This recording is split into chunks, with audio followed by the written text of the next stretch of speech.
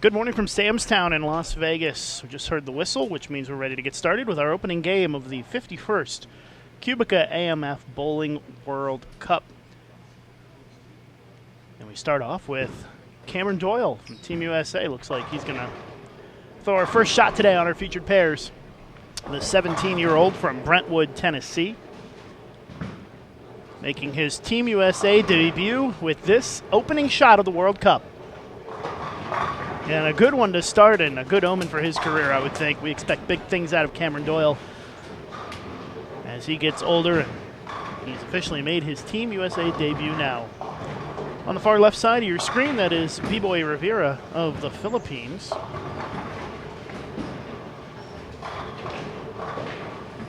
Also joining us on our featured pairs here, game number 1, Aruba, Libya, Tunisia, and Czech Republic.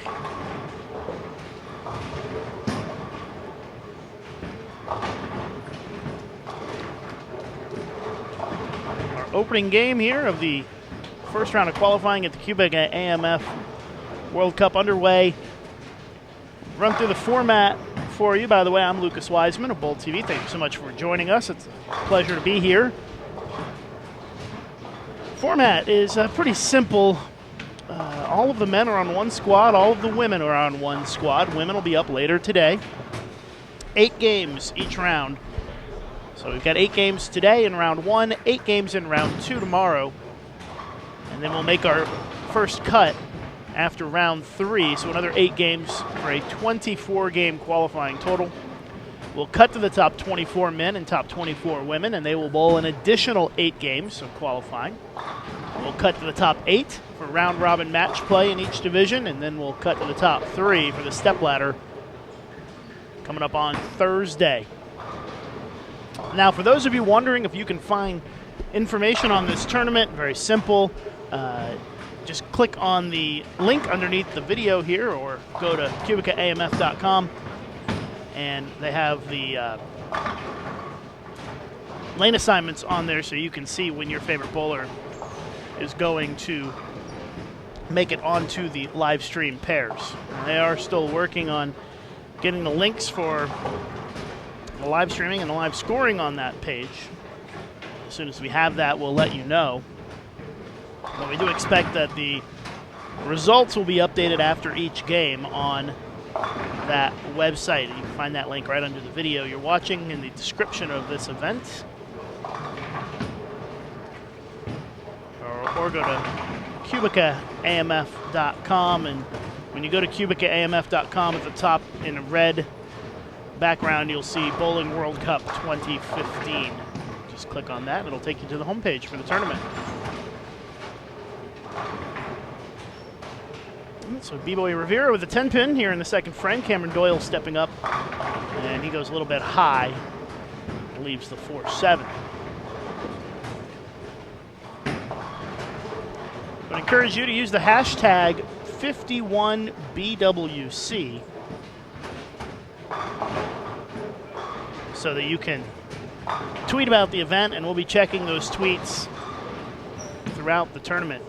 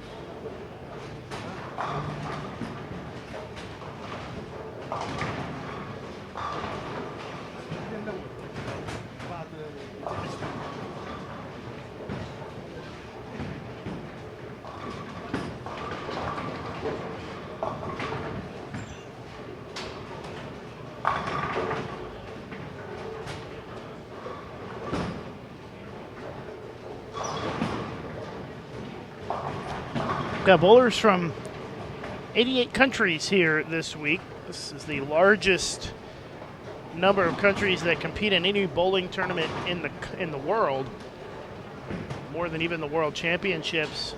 This is an individual event, so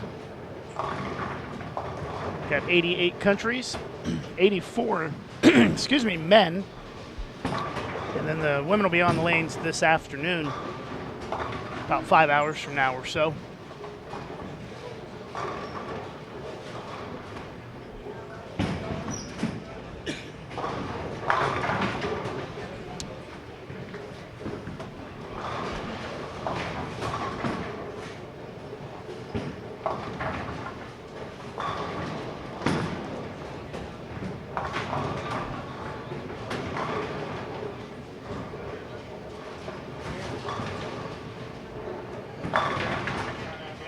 Last year's World Cup, we watched it right here live on Bowl TV. We had Clara Guerrero of Colombia and Chris Barnes of the United States win the titles.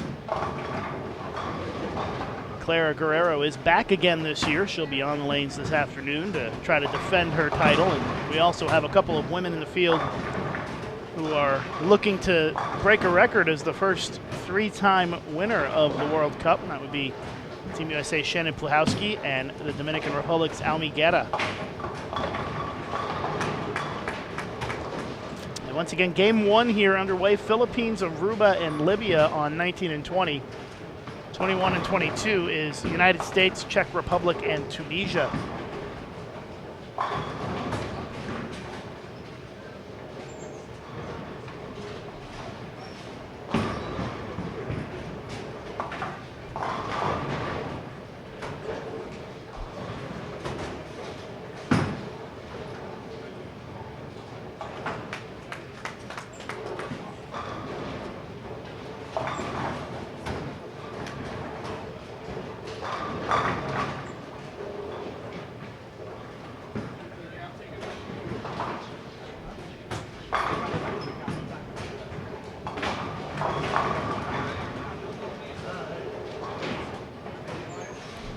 World Cup travels to a different country every year. This year is the first time the World Cup has been in the United States. I think 16 years. Last year we were in Wrocław, Poland. The year before that, Krasnoyarsk, Russia. The tournament in recent years has been in South Africa, France, Malaysia, really all over the place.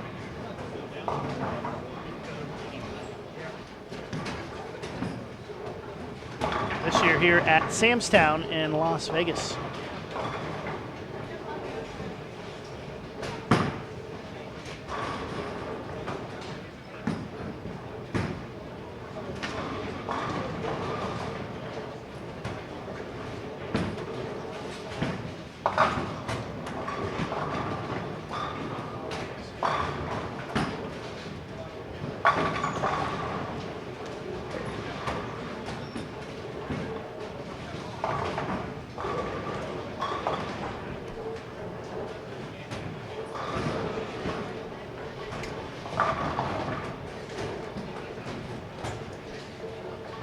Get to see a lot of countries in this tournament that you don't normally see at bowling tournaments, like Tunisia and Libya.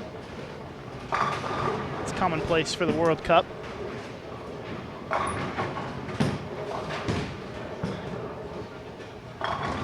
World Cup is very much a tournament about friendship as much as it is about competition. Players from around the world come here, and it's a singles event, so you don't have a team to hang out with. It's just one individual from each country, one male, one female. So a lot of the bowlers end up making friends that they will keep for a long, long time here at the World Cup. As Cameron Doyle with a blowout 7-pin in the 5th frame, still looking for his first double.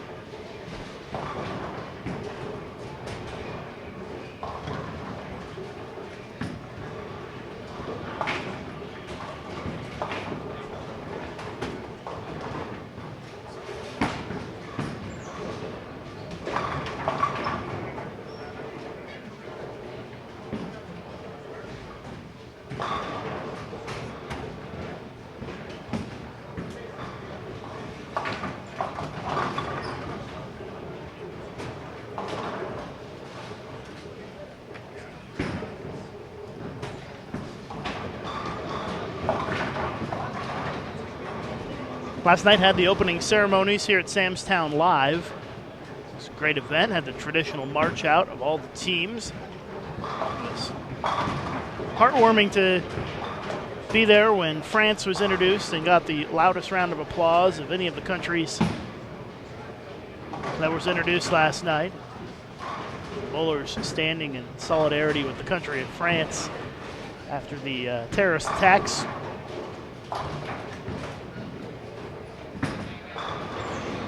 That was nice to see the bowlers supporting the French team.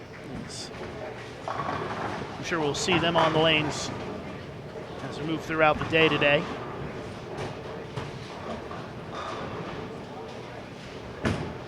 For those just joining us, this is our opening game of the QubicaAMF Bowling World Cup for 2015. We're at Samstown in Las Vegas. I'm Lucas Wiseman. 8 games here in round 1. We'll 3 rounds of 8 games to finalize our 24-game qualifying total before we make our first cut to the top 24. And then another 8 games, cut to the top 8, another 7 games, and cut to the top 3.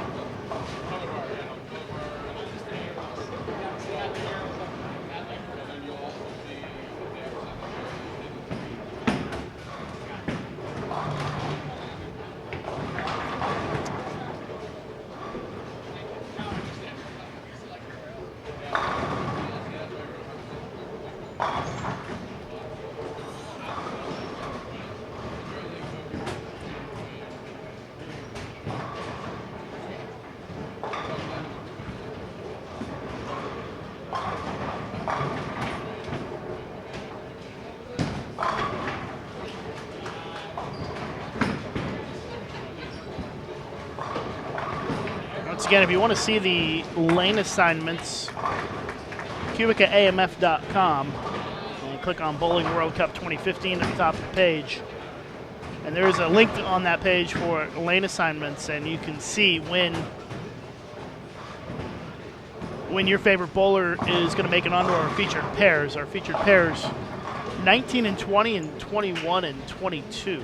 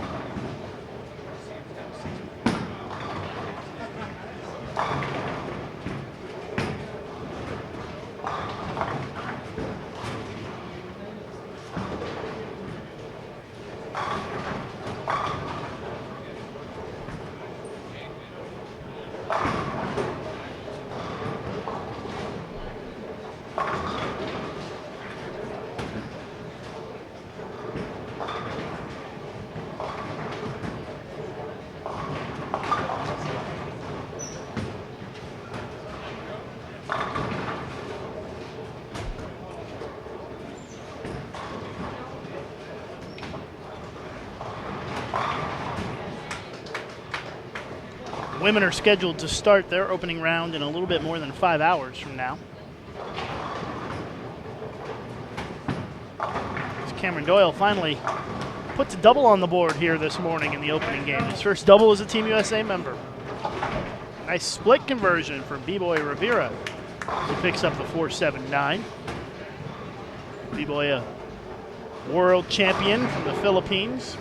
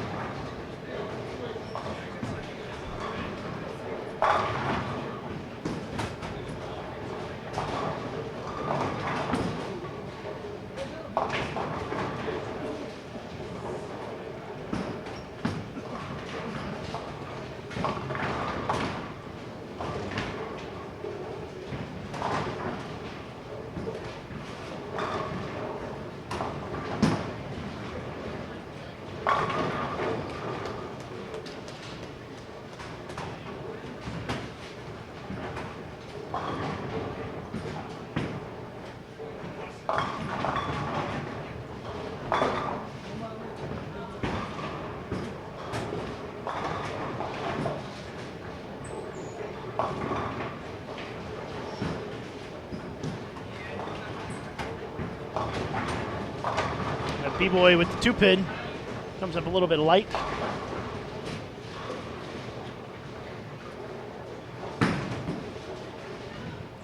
Players just getting settled in here, game one.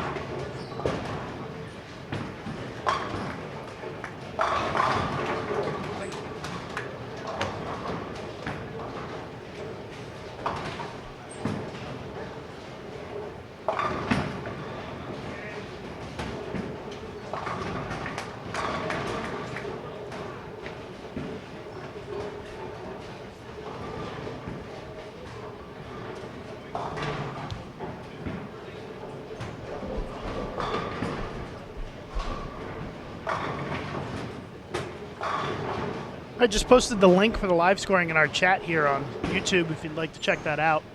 I know some of you were looking for that and got it. So if you want to see the frame by frame for any of the lanes across the bowling center, you can do that.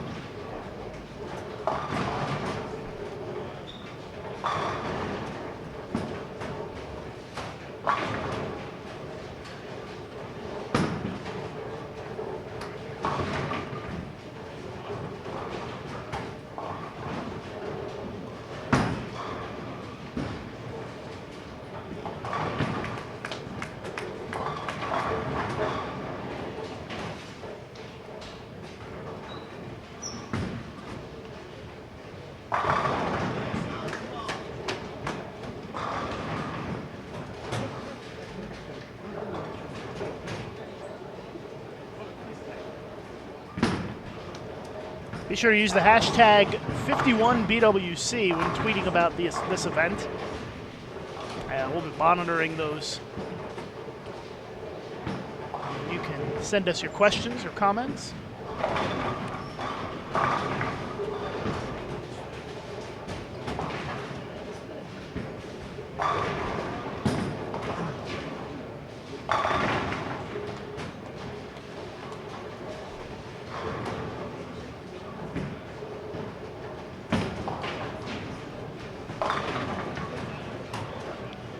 You get a new group of bowlers on these featured pairs every game.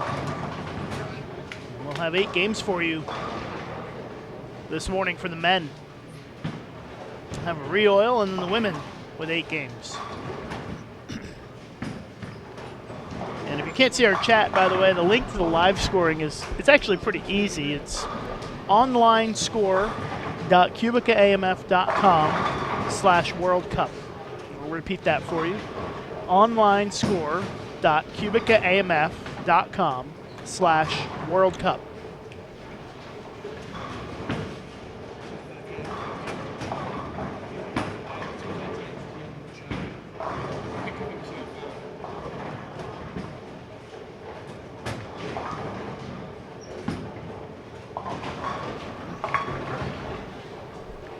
Some question in the chat about what lane pattern is being used, and the pattern is available at QubicaAMF.com on the World Cup page, but it typically is not a traditional house shot, but it's also not a super difficult shot. Usually it's somewhere in between, kind of a modified, kind of in between house and sport. Scores so far a little bit on the lower side to start, but bowlers settling in and just kind of trying to get comfortable with their surroundings here this morning in game 1. I would expect that we'll have some pretty good scores when it's all said and done.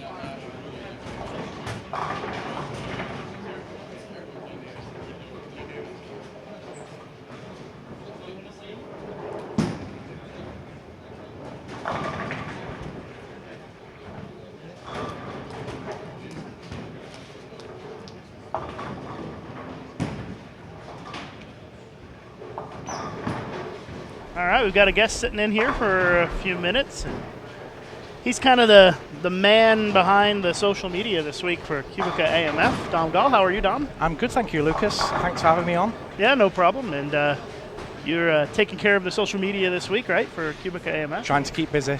Yeah, doing a good job so far. And where can people follow the tournament on social media? What are the basically on Facebook, on the QubicaAMF World Cup web Facebook page, mainly on there, and obviously through bowl.com, Bowling Digital, and on all the main bowling media outlets. And Twitter as well. Of course, Twitter. At Bowling World Cup.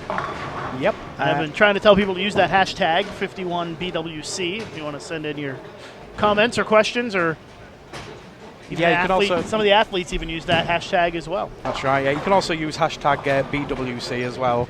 That's like an ongoing one, I've been told. It's for future years. It's some good bowling going in so far. Zoe Diaz-Mas from Macau, China, just shot a 268, and 230 or 40 from Bjorn Chagan from Norway.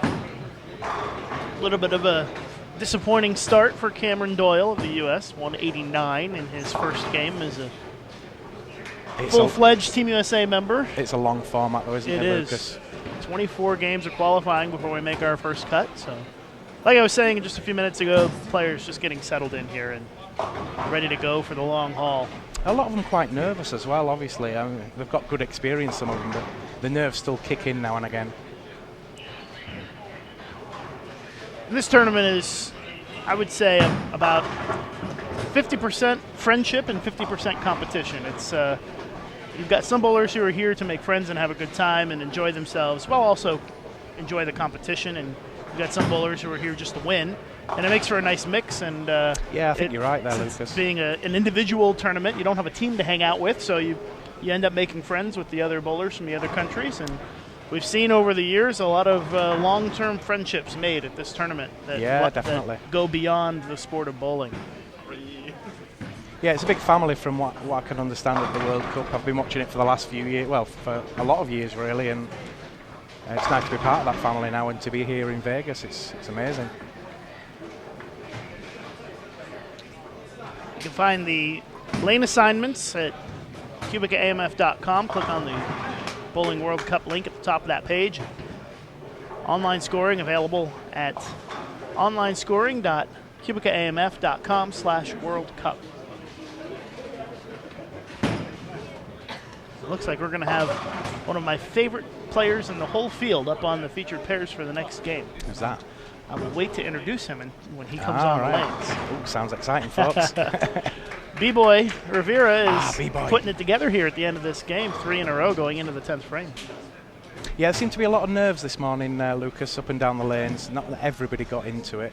2 or 3 players have had decent scores, but everybody's kind of round about the 180 to 220 mark. 220 from Wu Su Hong from Hong Kong there. And a nice split conversion in the 10th frame for Hellmeyer of Aruba. And I'm told that they're going to wait until all of the bowlers finish a game before they start the next game. So we won't. We're going to only be as fast as our slowest pair. And I believe that 19 and 20 might be the slowest pair. They had a little bit of an issue earlier. It slowed them down as B-Boy rings a 10 in the 10th. And he'll be at 215. Any predictions for the tournament, Lucas? Obviously, you want your guys to win, the Americans, but who is impressing you in the field so far? I've learned over the years it's better to not make predictions. I'm impartial. I want everybody to win. Yeah, bowling will win, I'm sure. Every year we end up with a great champion at this event. And it's always very exciting and interesting. Yeah, it's a good one to put on your bowling CV to win the Bowling World Cup.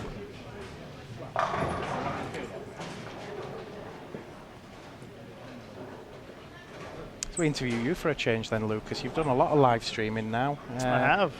Growing into it with every stream. How have things changed since the first stream that you did? Well, things are much different. Of course, the technology is much different. The amount of equipment that I have to carry is much different, much smaller. I can get everything in a carry-on suitcase now. It used to be 2 huge suitcases, so yeah, it's nice. TriCaster and things like that. Sure. Lots of wires here at the moment. 3 cameras up and running. Also have high-definition streaming now and able to put scoreboards on the screen. Didn't have any of that when we first started. Yeah, it's great to be able to do your own TV, I think, now with bowling. And it's not too hard to do for people to just pick up, get a laptop and a camera and just point it at the bowling and do a little bit of talking. Well, that wraps up game 1. guessing that was the last pair to finish right here on our featured pair. So hear the whistle. Yeah, there's a whistle. So game number 2 coming up here momentarily. It looks like is it Iraq, Belarus, and Wales on the featured pair now.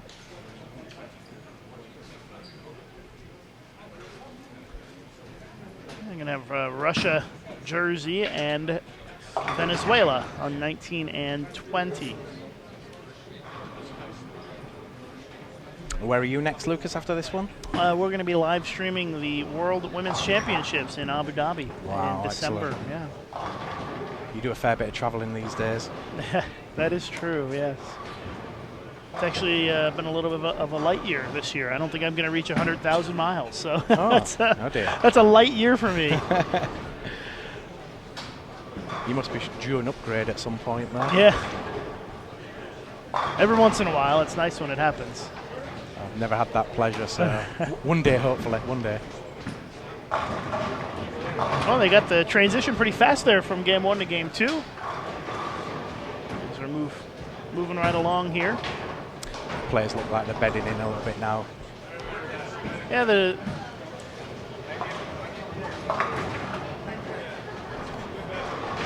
condition looked a little bit slick to start with. I've seen a lot of people throwing it outside and it not coming back. Yeah, it'll settle in. The lane pattern will settle down a little bit as it gets some play, and also the bowlers will settle down as they continue to throw the balls down the lane, and the nerves will kind of go away a little bit and start to have a little bit more fun and just enjoy themselves. It's hard to not have fun in Las Vegas, of course. No, that's true. Yeah, and everything in the one place as well, the hotel and all the bars, restaurants, and obviously the casino. Kind of, as an American, I kind of take it for granted coming to Las Vegas because we come here so frequently, but I know for people traveling here from outside the United States, it's a big thrill to get to come to Las Vegas. It's a kind of a major tourist city in the U.S. I think when it was announced that Sam's Town was going to be the host this year, that was the excitement levels going up with the bowlers around the world. Everybody wanted to go to Vegas and play the World Cup. And here's one of my favorite bowlers in the field from Iraq. Shant Tamasin. Tamasin, he's a good guy. He's a character. He likes to have fun. And I think he's bowled this tournament like 10 times or something. I think you're right, actually, yeah. He, a couple of years ago in Krasnoyarsk, Russia, he made a run at a 300 game. And he had, I believe, the front 9 or front 10, and every single lane stopped, and everybody was behind him trying to cheer him on. Yeah. Well, he left just a wicked 10-pin to end the run, but it was pretty awesome to see. And he let the ball go, and he wanted it to strike so bad that he jumped, I think, 10 feet in the air. He was so into it, and it's great to see that kind of passion for the sport of bowling that somebody like Shant has. Definitely, and the feel to see countries like Iraq and Eritrea and countries that you just don't normally see in a lot of tournaments. It's nice to see. And Shant here representing Iraq, but actually lives in Los Angeles, so only 4 hours away from Las Vegas. But you see that a lot. You see in this tournament, you'll see players who are representing their countries of origin, where they're from, where their family's from, but they don't necessarily live there in that country anymore. Well, not every country has the facilities that this centre has, and others. Players enjoying the Harmony seating down there. I see in the live, nothing but the best. We've got Lucas Wiseman and Harmony seating. I saw that, yeah. It's very nice. You can't quite see it on the live stream, but you get the nice Harmony seating with nice couches. Very chic looking. Very comfortable looking as well. Ildemaro Ruiz of Venezuela.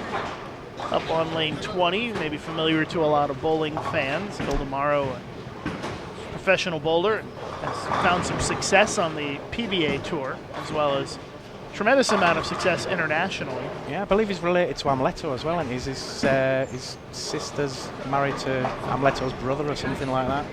One of the bowling stories I heard a few years ago.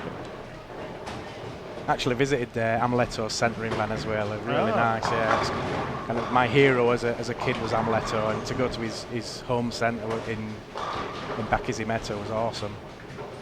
Here's Alexei Parshukov of Russia, who has performed very well in this tournament the last couple of years.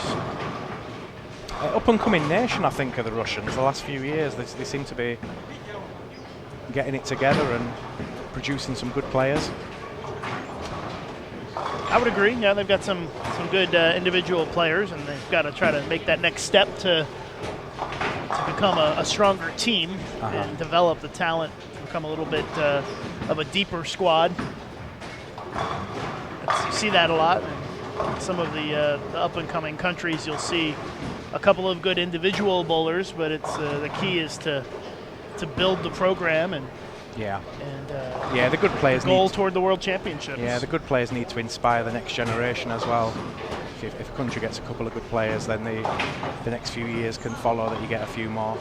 Yeah, and it's really hard in some countries that are not what you would consider traditional bowling countries. Like, for example, she's not here this week, but Diana Zavialova of Latvia. Latvia is not a country you think of for bowling, and Diana even admits that. It's not a bowling country. Yeah. But, she has helped to build some of the younger talent in that country, and that has helped them to win some medals in international competition. You look at what they've sent over this year. Daniel Vezis from Latvia this year, the two-hander, left-hander. He's very good.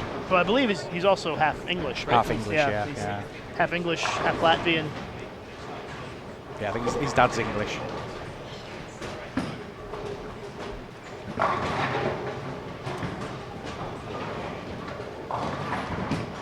It looks like, is that Zoemas has gone the front three again? MA. Yeah, I'm not sure. Probably. Just trying to see if we have results after the first game yet. See if Laurie is keeping up his end of the bargain. Well, not quite yet. First couple of games always takes a bit longer to get standings in any tournament. Yeah, there's usually some technical issues. Yeah, they work them out, but they're very good about getting updated scores at this tournament. So QubicaAMF.com is where you'll want to go. Click on the Bowling World Cup link at the top of the page. I suppose congratulations are in order to you as well. Lucas got married a few weeks ago. I did, yeah. Last month got married to my incredibly beautiful bride, Danielle. Yeah. As they would say in America, I outkicked my coverage, and that would be if you're punting the football, you kick it all the way. Yeah. I kicked it all the way out of the stadium. I guess. Playing above your average. Oh, for sure. Yeah. We all are, though. We all are, Lucas. That's correct. I know you are as well. Oh, yeah. Big style. We must be nice under it all, Lucas. That's right. That's what it is. Yep. Well, we're in our second game here of men's qualifying. Bowling at a pretty good pace so far. 3 bowlers on most pairs. A couple of the pairs with 4. But generally 3 on a pair helps keep the pace pretty brisk. Yeah. And I tell you, I was actually very excited when they picked Samstown to host this tournament, because it's not so often that the World Cup goes to a bowling center that's this large.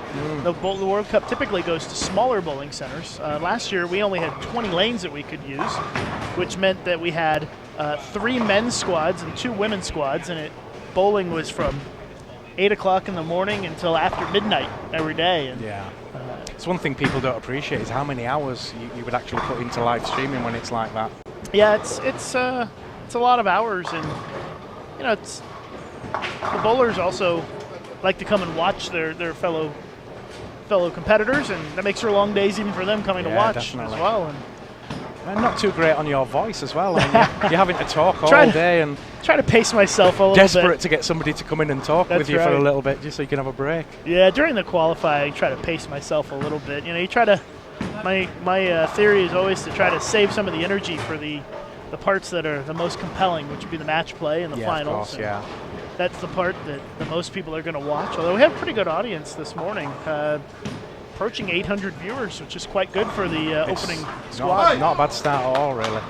Nice break there for Parshukov. as he rolls that 2-pin for a strike, 3 in a row for him. How are you getting on with pronunciation of some of the names? I've learned over the years, Dom, that it doesn't matter if you say it wrong as long as you say it with confidence. Yeah.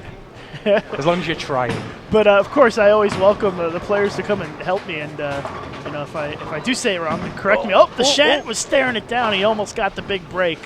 That's a window into the mind of the Shant right there. As he gets quite excited as he almost slides it in. He's won the Sportsman Award in this tournament, I think, a few years ago as well. He did last year. Was it last year? Yeah, I think I predicted. He reminded me that I predicted he was going to win the Sportsmanship Award, and he won that the Sportsmanship Award, and you would have thought he won the tournament. I mean, that was for Shant, that was a big deal, and he really took pride in that. And it wouldn't be surprising to me if he's a repeat winner in that category. Yeah, I don't think that's ever been done as well. Yeah, but yeah, he's always got a smile on his face. Everybody loves him. He's a good guy and loves the sport. He's very excited. He likes to learn and get better, and he gets coaching from Mark Baker in the LA area. So Mark, a top-level elite coach. Yeah. Nobody's come running up to us saying somebody's gone the front 7 or 8 yet. So I just got the updated standings, though. There we go. Zo Diesma of Macau, 268, as you said, Don. Muhammad Jaris Go of Singapore, 258. Wei Yang of China, 255. Mark McQueen of Scotland, 246. And Mike Bartiere, no, that's French, so I'm not sure how to say it. Bartiere, probably, yeah. You always say the A on the end of the French names. 239, so nice start for Macau, Singapore, China, Scotland, and France. And you can find those results at QubicaAMF.com. Click on the Bowling World Cup link at the top of the page. Yeah, top 8 all over a 230 average at the moment. Jonas Jekinen from Finland up there in 8th. Looks to be quite a lot of Asians near the top of the pile at the moment, Lucas. Yeah, it's top 10 is a 220. It's 224. It's just one game. It'll settle in, and we'll see how things go over the course of the next few games. Alexei Parshikov, 236, his first game, and off to a good start here in game 2 with a spare triple spare. Actually, obviously nice to see the Frenchman bowling well at the moment. Yes, had a nice round of applause for the French team last night at the opening ceremonies. The bowlers recognizing that perhaps the French, maybe a little bit on edge after what happened in their country a couple of days ago, and he gave them a nice round of applause. You don't ever want that to happen to your country. But I think it's going to give him something within the tournament now. He's probably going to try a lot harder than he maybe would have done. So there's every chance he could do well in this tournament, and good luck to him. Yeah, perhaps a bit more motivation to come out here and perform. And he would be a popular winner if that was the case. Yeah, that's for sure. And that's the great thing about this tournament, and as you look at what's going on around the world where countries are fighting, or terrorists are bombing. Here we've got 88 countries. Yeah. You've got Iraq bowling with the United States, Israel bowling with Iran. It doesn't matter here. It's all about there's no sport. Politics in sport. It's just about the sport, and it's about enjoying each other's company and trying to score the best you can. And like you said at the beginning, Lucas, it's a big friendly family atmosphere, and long-time friends and marriages and all sorts. Oh, sure. Yeah, people have met at the World Cup and gotten married, for sure. Yeah, it's not unusual for a bowler to marry a bowler. That is true. It's like Ruiz is going pretty well again. Spare strike, spare double. It certainly wouldn't surprise me if Ildemaro is in the mix come the final day of this tournament. You've got, I would say, 15 to 20 men that I would say are pretty elite in this tournament and have a great chance to really take home the title. Yeah. Yeah. You do see that in this tournament a little bit, with a little bit of separation from the top to the mid tier of the bowling level. but that's just the nature of any bowling tournament. I think one of the fairy tale stories in this tournament is if your guy Cameron Doyle wins it, though. I mean, 17-year-old. Yeah. You know, it's unbelievable just how good he is and how good he's going to be. Well, Cameron certainly has the talent. It will be more about how he can maintain and control himself mentally. I think that, because there's no doubt that he has the physical talent, but at 17, you know, I wonder how he's going to handle the pressures, the mental game, and he's got one of the best coaches in the game to help him guide him through that, Rod Ross. So. He seems like a cool character, though. He is, yeah. He's for 17, he's very experienced on the lanes. He's done a lot of things, and he's had a lot of success. Well, when you cash on the PBA tour at 14, yeah. you kind of, it's written in the stars, as they say. I walked into the bowling center and just happened to meet up with Cameron as we were walking in and going down the escalator. And I said, Cameron, have you ever been to Sam's Town before? And he said, I think about 5 years ago. I was like, so when you were 12?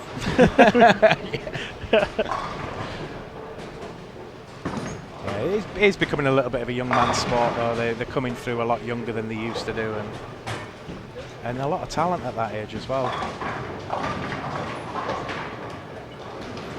Do expect to have Aumi Guerra of the Dominican Republic on the live stream a little bit later on this morning. She said she was going to stop by and chat with us. She said, I don't have to be there too early, do I? I said, no. You've got to compete today. Sleep in, and when you wake up, come down to watch the bowling. Stop in. And I think a lot of the women will be up early though. They'll be excited and nervous and just want to get on with it. There's one or two of them beginning to walk in now. Yeah, I haven't seen too many yet this morning, but I think they'll start to show up as they make their way down. All right, Lucas, it's been a pleasure coming on with you. Have some more work to do, Dom? Yeah, I better go do some work. It's just before somebody can. Are you doing any work? Well, yeah. Sort of. I'm having a chat with Lucas. Well, this is social media as well, kind of, a live stream, so we'll count that as an hour worth of work. So, yeah, definitely stop by anytime, Dom, and be sure to check out the QubicaAMF World Cup Facebook page and Twitter account at Bowling World Cup to see all of Dom's great work throughout the week here, and we'll see you a little bit later on. Yeah, excellent. Thank you, Lucas. Thanks, Dom. See you, folks. So we're in game 2. Just the final few frames here of the second game at the QubicaAMF World Cup. Thanks to Dom Gall for stopping by. We'll try to have some guests in occasionally here on Bowl TV to keep it interesting. And like I said, we expect Aumi to come in and join us a little bit later on this morning. And then this afternoon, I believe Cameron Doyle is going to sit in with us for a while.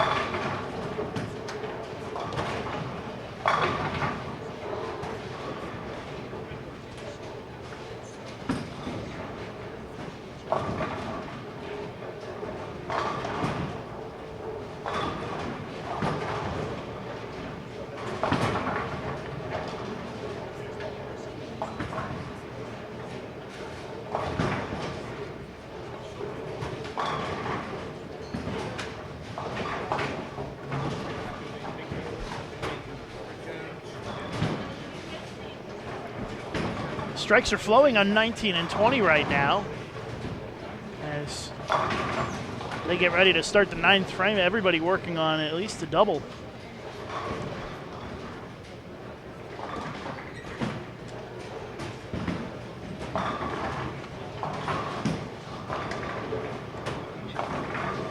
Barshukov trying to get a lucky break on that 7. Doesn't get it to go.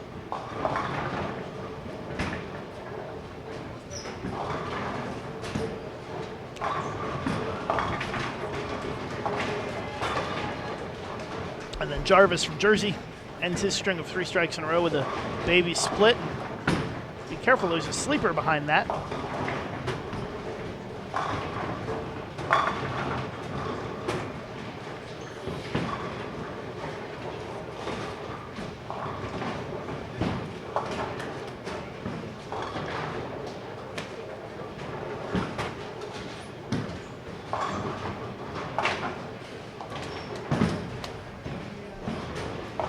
We're going to be on all day today with live coverage of the QubicaAMF Bowling World Cup.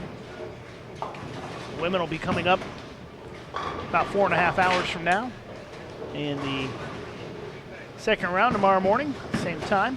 Women start tomorrow, men in the afternoon.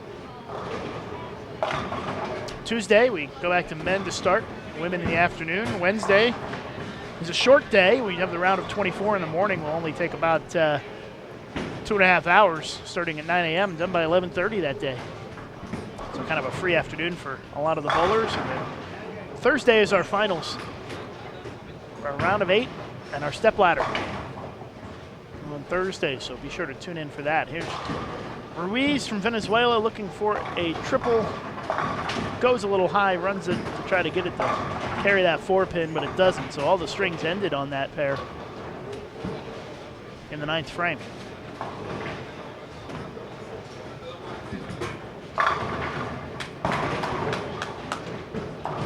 We've got bowlers and bowling fans tuning in from around the world here on Bowl TV. Let us know in our YouTube chat what country you're watching from. Where is everybody watching from? Let us know in the chat.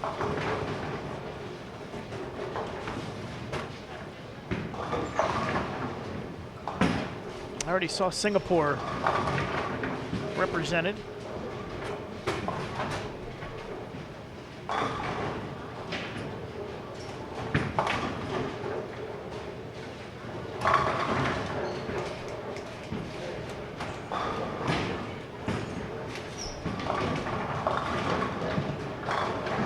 .226 for Belarus, 198 for Wales.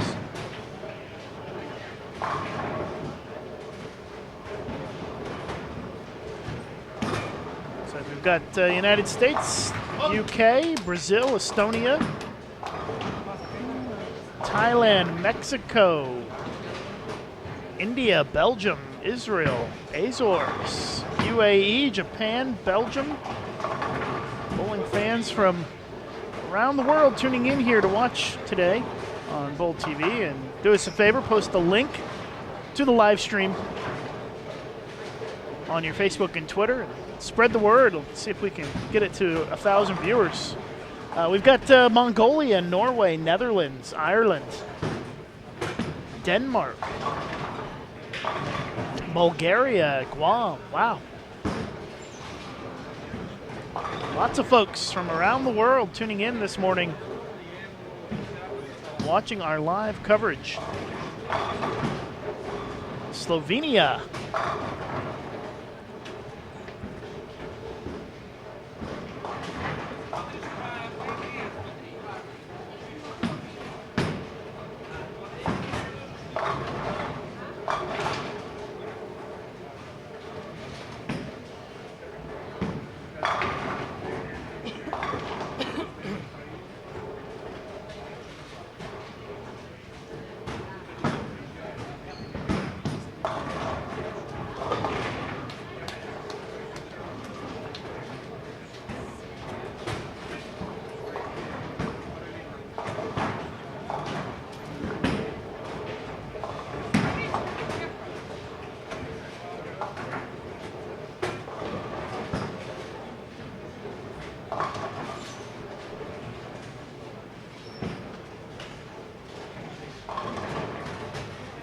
Be sure to follow the World Cup on Twitter at Bowling World Cup.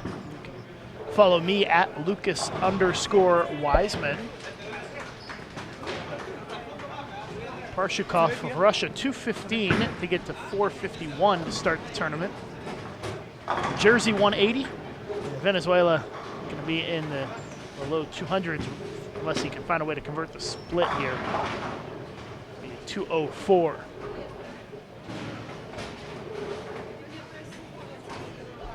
As we end game number 2 and Game 3 coming up momentarily here on Bowl TV at the QubicaAMF Bowling World Cup from Samstown in Las Vegas.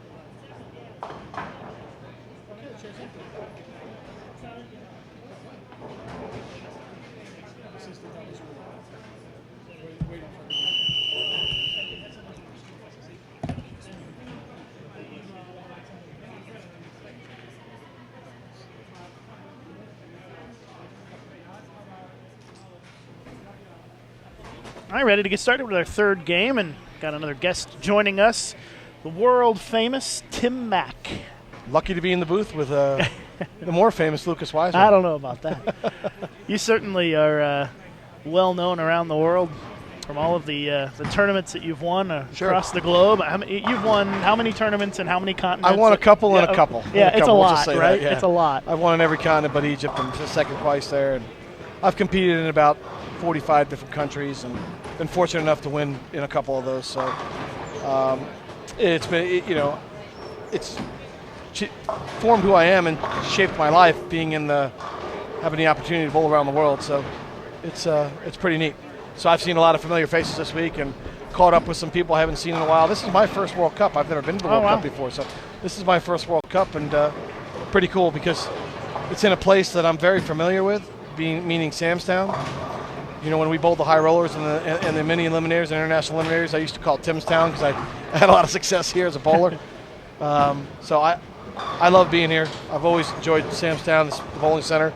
Mike Kaufman for what he does down here to the bowlers, and it's pretty cool. So we start game 3. We've got Poland, Croatia, Northern Ireland, Latvia, Costa Rica, and Ethiopia on our featured pairs, along with, probably actually going to have 4 on that pair, so we'll see. Yeah, Macedonia, it looks like. Beauty of the World Cup, you get to see players playing from everywhere, obviously, and I know some people in our country, don't know that bowling exists in some of these other countries, but there's an awful lot of good talent around the world, and I've watched it really blossom the last 20 years since I started traveling in 1996. So it's really cool to see how great the rest of the world's getting, and how much the gap has been narrowed tremendously around the world, and we see that in the World Championships events, and even with the PAPCON events just recently, was contested. So many other countries are formidable foes and formidable competitors on the lanes. And you're right, Tim. You see a lot of countries competing in this tournament that you don't see in other tournaments. Sure.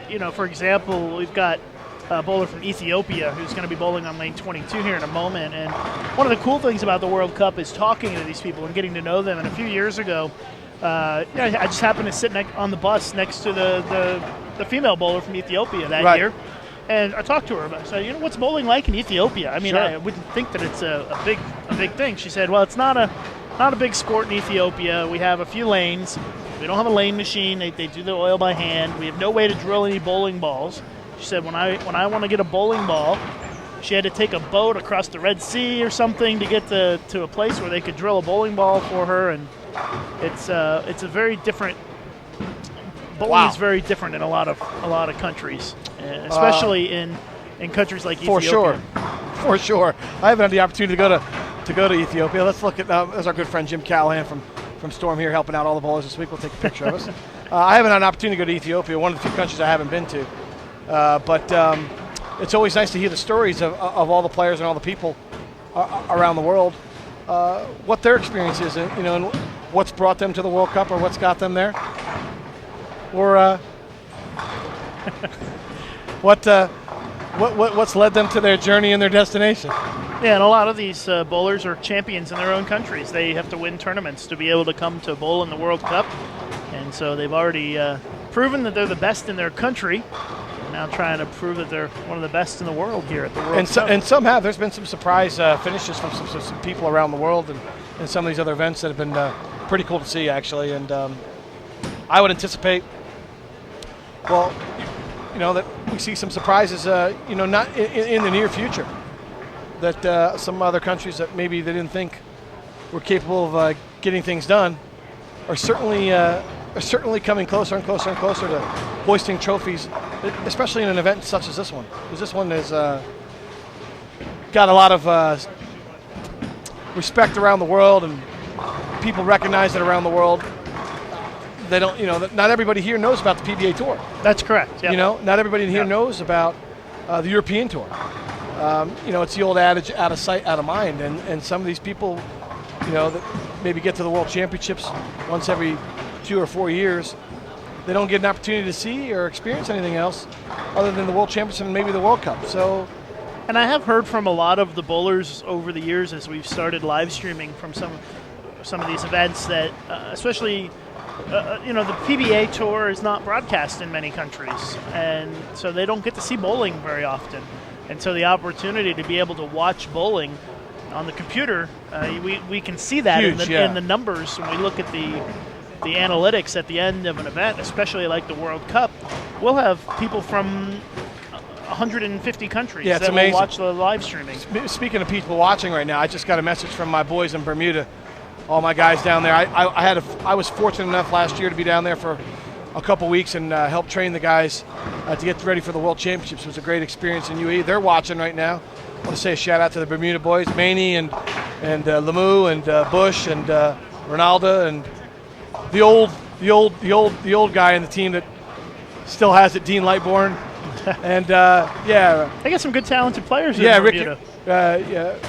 Rakai, and they got Dave Maycock David Maycock, who is holding the flag for him this week. We call him the Bulldog. He's hard to understand. speaks a very funny English, but his heart is warm as gold. So he's just again an experience for me that I wouldn't have been able to go down there if I hadn't traveled around the world and spent some time around the world, and met some great people in Bermuda who it's got one bowling center that they train out of, and not a lot of bowlers, but we went toe to toe in the World Championships last year. Finished in the finished in 22nd, I think, in the team event out of over 45 teams, 50 teams. So pretty solid. Yeah, I was only down there for 5 or 6 weeks, which it's a shame. If you ever get a chance to go to Bermuda, you guys got to go to Bermuda. It's an amazing country. It's just a lot of beautiful sights. Food is great. You got to go to the Buzz. Got great sandwiches at the Buzz. It's my favorite place. Every day I ate at the Buzz. Tim Mack joining us. And Tim, I do have a question for you. Sure. You talk about traveling the world Sure. and bowling, and I know that, I would guess at some point in your life you made the decision that you wanted to travel the world and bowl, and you kind of did that as an amateur and kind of forego the PBA tour. Sure. Was that did you make that decision on purpose? Or? Well, I'll kind of give you a quick story how it went. Robert Smith had gone to a couple of trips from Team USA internationally in Asia. I took my first trip to Singapore in 1996, and in March of '96, and it changed my life. Just the way they treated us as athletes, the culture, Singapore people, how many people came out to watch the event. It changed everything about what I thought about bowling. What happened for me is it personally changed my life because I decided to go on a crusade and just find out. My experience was so overwhelmingly great, and from there I actually flew up to Korea and spent a couple days in Korea. My experience was so overwhelmingly great. I was so thirsty to find out what the rest of the world was about, and at that time I was with Storm Bowling Products, who grew their business really started to take off internationally before we started to grow here domestically, and I had some great backing behind Bill Crispin and Corbett Austin, the two gigantic people. Obviously Bill's the owner, and Corbett was very instrumental in getting my first Storm Ball. And from that experience, I was able to start traveling, and then I got a couple invitations to come to some of these other tournaments around the world, and it was I don't know how to explain it other than the fact that I was thirsty to find out more about the rest of the world, because I just wanted to become smarter, and I wanted to become more cultured and more understanding that the world is just bigger than America. And boy, was I right. Yeah, absolutely. And I think a lot of people, especially in the United States, don't appreciate that. No. And when you travel, it really broadens your life and how much cultured you are. Absolutely. It really changes your perspective on things. You respect things more. Absolutely. And you appreciate what we have here. Obviously, the United States is a great country, and I love my country, and would never want to leave it to live somewhere else. But I got to be honest with you, it's made me a better person and more understanding of all the different cultures, whether it's in the Middle East, whether it's in Asia, whether it's in Europe. And I've been going to all these places since 1996, I'm lucky I can say that I have a friend in just about every country I've been to, and I can go to those places and stay in someone's house and they welcome me into their home, and it's really, really cool. It is really, other than, I've flown 3 million miles since 1996. 3 million. It's a lot. Yeah, and in that 3 million miles, it has been a journey, no doubt about it, and an experience that second to none. And that was the reason why, at that time, the company started doing really well internationally, and we were both, the mega bucks were still really good at that time. So financially, it was a much better decision for me to continue to bowl around the world, and I'm glad I did, because the PBA at that time is, it's gone on peaks and valleys, and Microsoft took over, and there was a significant amount of money to bowl for. And then, so then I joined the tour at that time, and then not knowing that if I would ever bowl again internationally, because at that time they wouldn't let professionals in the event, and then they changed those rules, which were good, and then I had the shoulder surgery, so everything's kind of come full circle. So I'm really glad with the decisions and the direction I took my career in internationally to bowl around the world, because I wouldn't have the experiences or the opportunities that I have today. I'm doing a lot of coaching and teaching now. I was going to say, you spend a lot of time kind of behind the lanes now, but you still bowl. Compete. I know, we still bowl in the same league. Yeah, we bowl in the league, which is great. It's awesome that you live in Indianapolis now. We get to bowl every once in a while when you and I are in town on Friday. Yeah, not too often. It doesn't happen often, but I personally still bowl. I pick and choose my tournaments now. A couple real good friends of mine that are on our staff. Dominic Barrett, who is from England, and Martin Larson, who's from Sweden. And Dom had a great run at the U.S. Open. Sure did. He sure did. We had a great one at the U.S. Open, finished in second. And also Osku and some of the guys, the international guys, have been very interesting. And I'll throw this name out for you guys that maybe you don't know, that guy Jason Belmonte, just in case you haven't heard of him. Those guys have been very supportive for me on, I'm trying to transition into the role of helping those guys also in the back as a tour consultant, but also being smarter and more strategic about my bowling schedule, because my mental frame of mind still wants to win every tournament I bowl, but I got to enjoy it a little bit more, because I don't do it for a living like I used to. So taking some of their advice, I've been able to enjoy my bowling more, and I've bowled better. I've been really close this year when I bowled, so it's been a lot of fun. It's been a whole bunch of fun. And I'm looking forward to the next event that I get a chance to bowl, which I'm not sure when that'll be, but I'm hopeful to bowl the Masters. Hopefully in Masters, yeah, I'm hoping to bowl the USBC Masters, which is going to be in Indianapolis. Which is where you live? Yeah, which is where I live. It would be nice to be bowling where I'm at home, because my family's there as well. My wife and daughter are there, so I get a chance to spend time with them.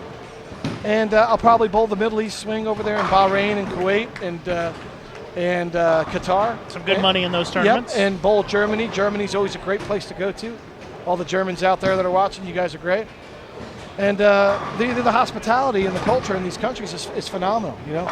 Unfortunately, what's transpired in France isn't a true depiction of what the real world is like around the world as far as what I've experienced.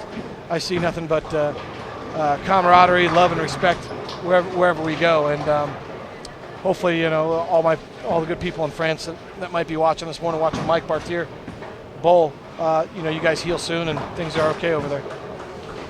And it was nice to see the French team get a nice warm reception last night at the opening. Did they? I ceremonies. wasn't here. Yeah. I didn't have the opportunity. I wasn't here. What happened? They got a nice long round of applause, loudest of any of the countries that's last good. night, which was pretty heartwarming and nice to see. It's really some good to see. Support for their fellow bowlers who were probably a little shaken up by what happened. Yeah, I talked to Mike and Miss Jakes as well, and I know Mike was still. I think he was trying to get a hold of his best friend. He hadn't heard from him if he's okay or not. So I know he's got a bowling with a heavy heart and a lot on his mind. So hopefully they're able to rally the troops and push through it. So. All right, let's talk about the results here real quick. We should have game two. We got game two yet or no? Got Muhammad Jarasko of Singapore at 5-0-1 for the first two. Good start for him. B-Boy, who we had on the first game, went to 481. Marco Morietta of Costa Rica, who's on our featured pairs this game, sitting at 470, along with Mark McQueen of Scotland. Cameron Doyle had a big game too to move up the board. I don't know where he's at now. Shot 266, and he got to 455. He's in 6th place. Yeah, it's got to be one of the favorites this week. I mean, and then Wu Su Hong of Hong Kong at 467 in 5th.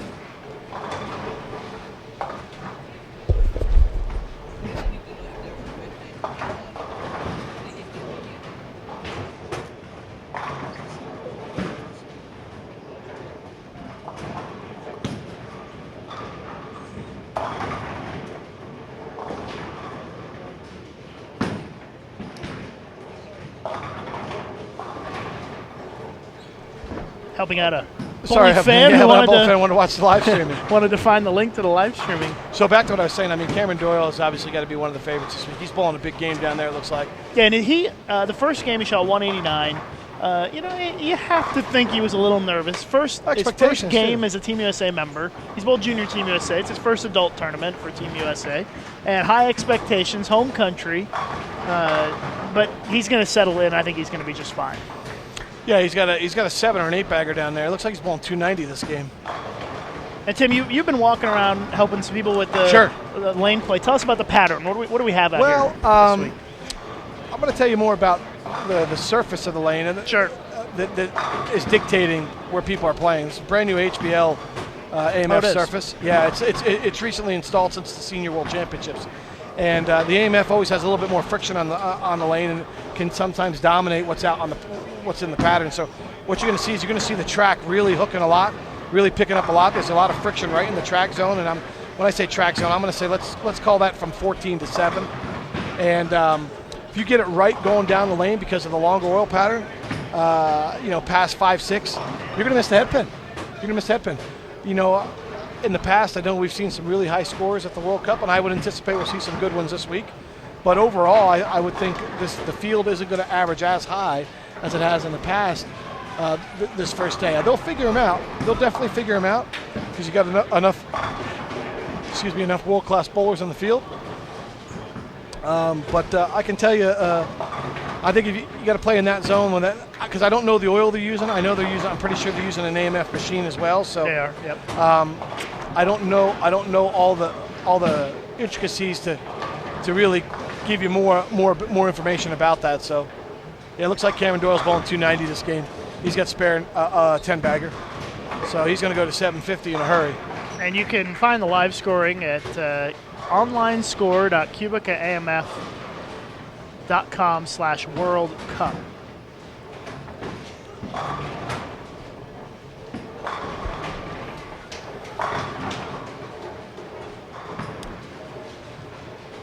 A lot of crazy, strong styles out here. Reminds me of when I was young, so I'm assuming when I watch, it's fun for me because I have people come up to me and talk to me about, it looks like 290, right?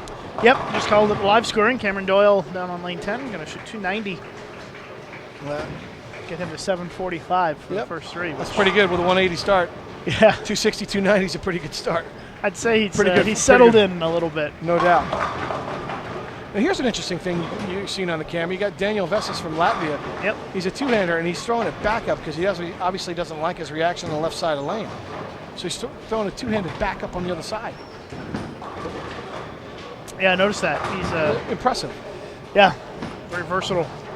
So it's always fun to get in the booth with you, buddy. I'm going to carouse around a little bit here, make sure any bowlers come back in. I'll come back in and talk to you a little bit later. No problem. Tell you what we find out on the floor, see if I can get some good stories from some of the bowlers. Sounds good, Tim Mack. You've got an open invitation anytime you want to sit in. Thanks, brother. Always good to see you. Right. See you later, Tim. See you, bud.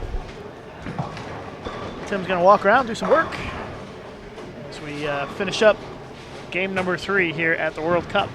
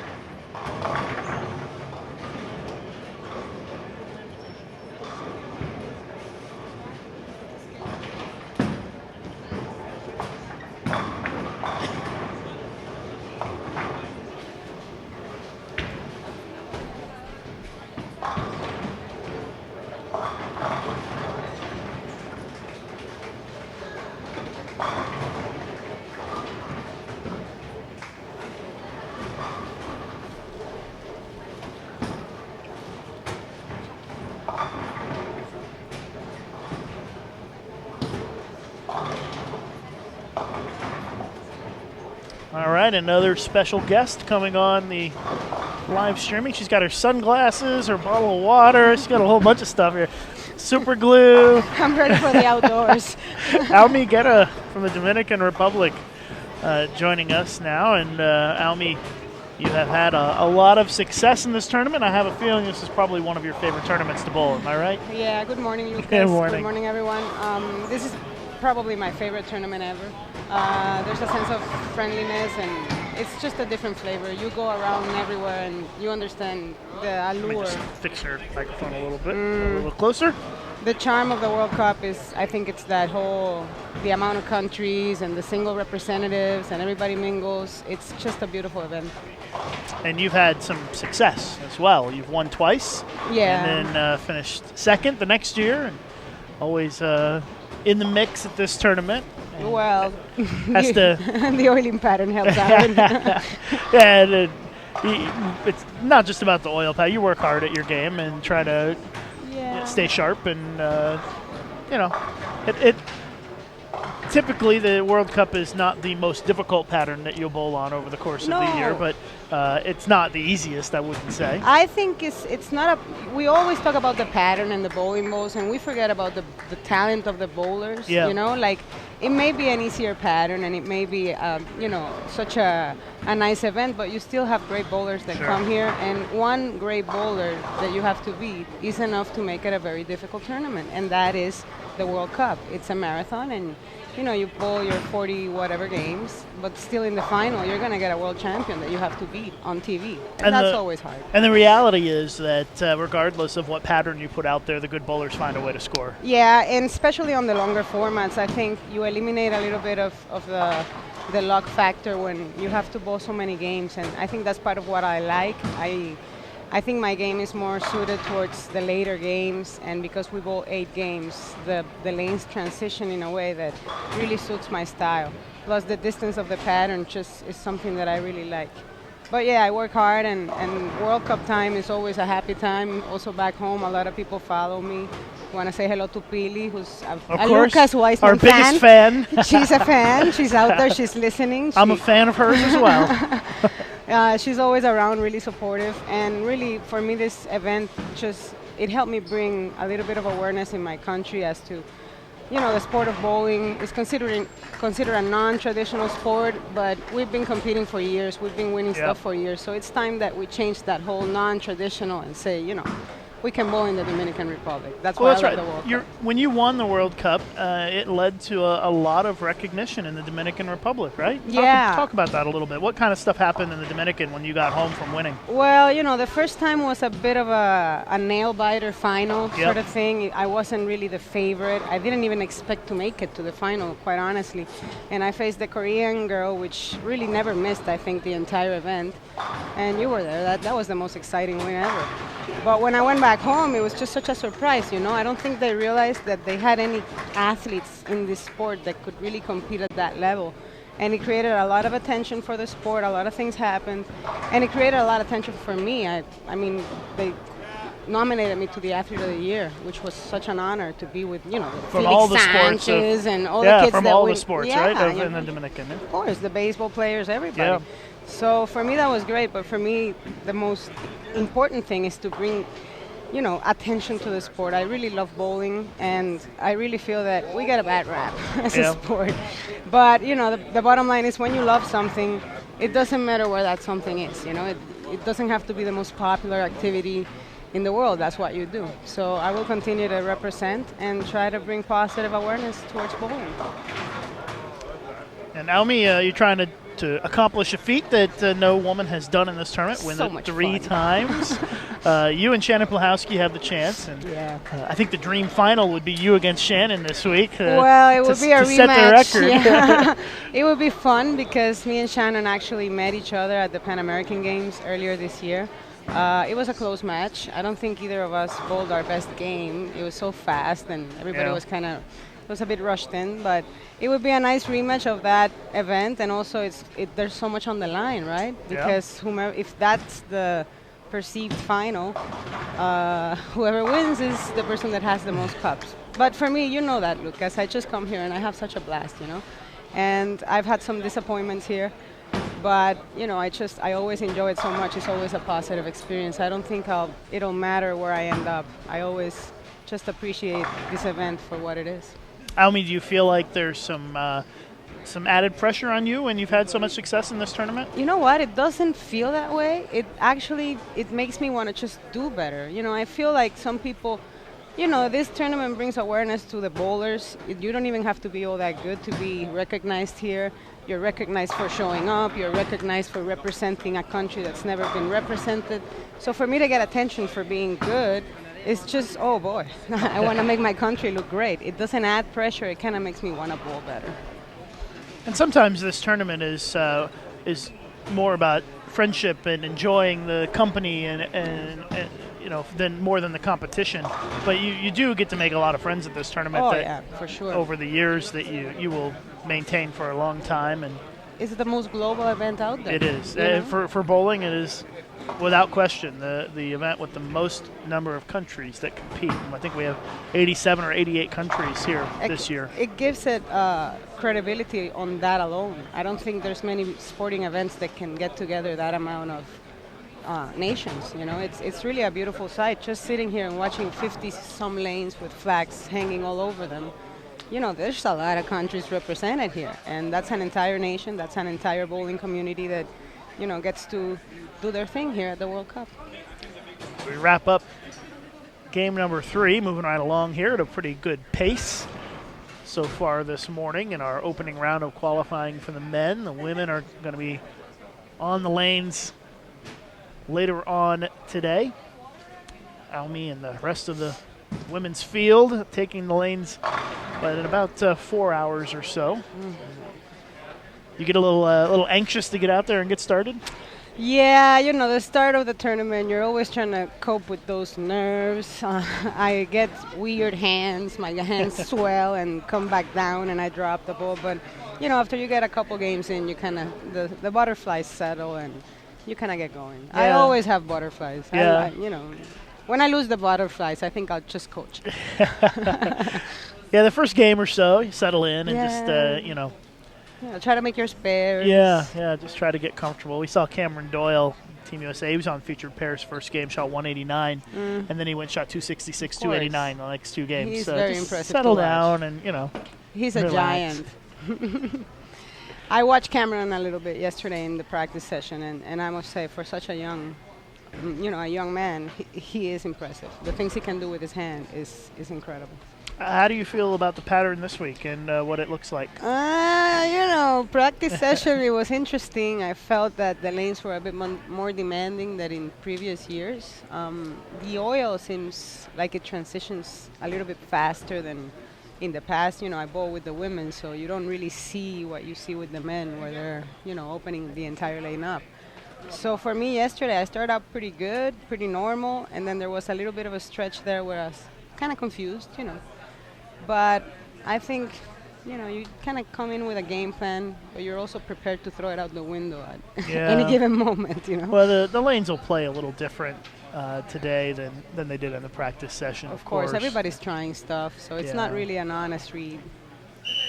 All right, going to start game number 4 already. Moving along here, we've got Saudi Arabia, Eritrea, France, Canada, Bahamas, and India on the featured pairs. And if that's not a good mix of countries, I don't know what is. That's from all over the place we've got on our featured pairs here for game number 4. How are you doing with the names this year? Try to stick with the countries for the most part. You've gained some experience doing this. And like I told Dom Gall earlier today, I said, just say the names with confidence. Yeah.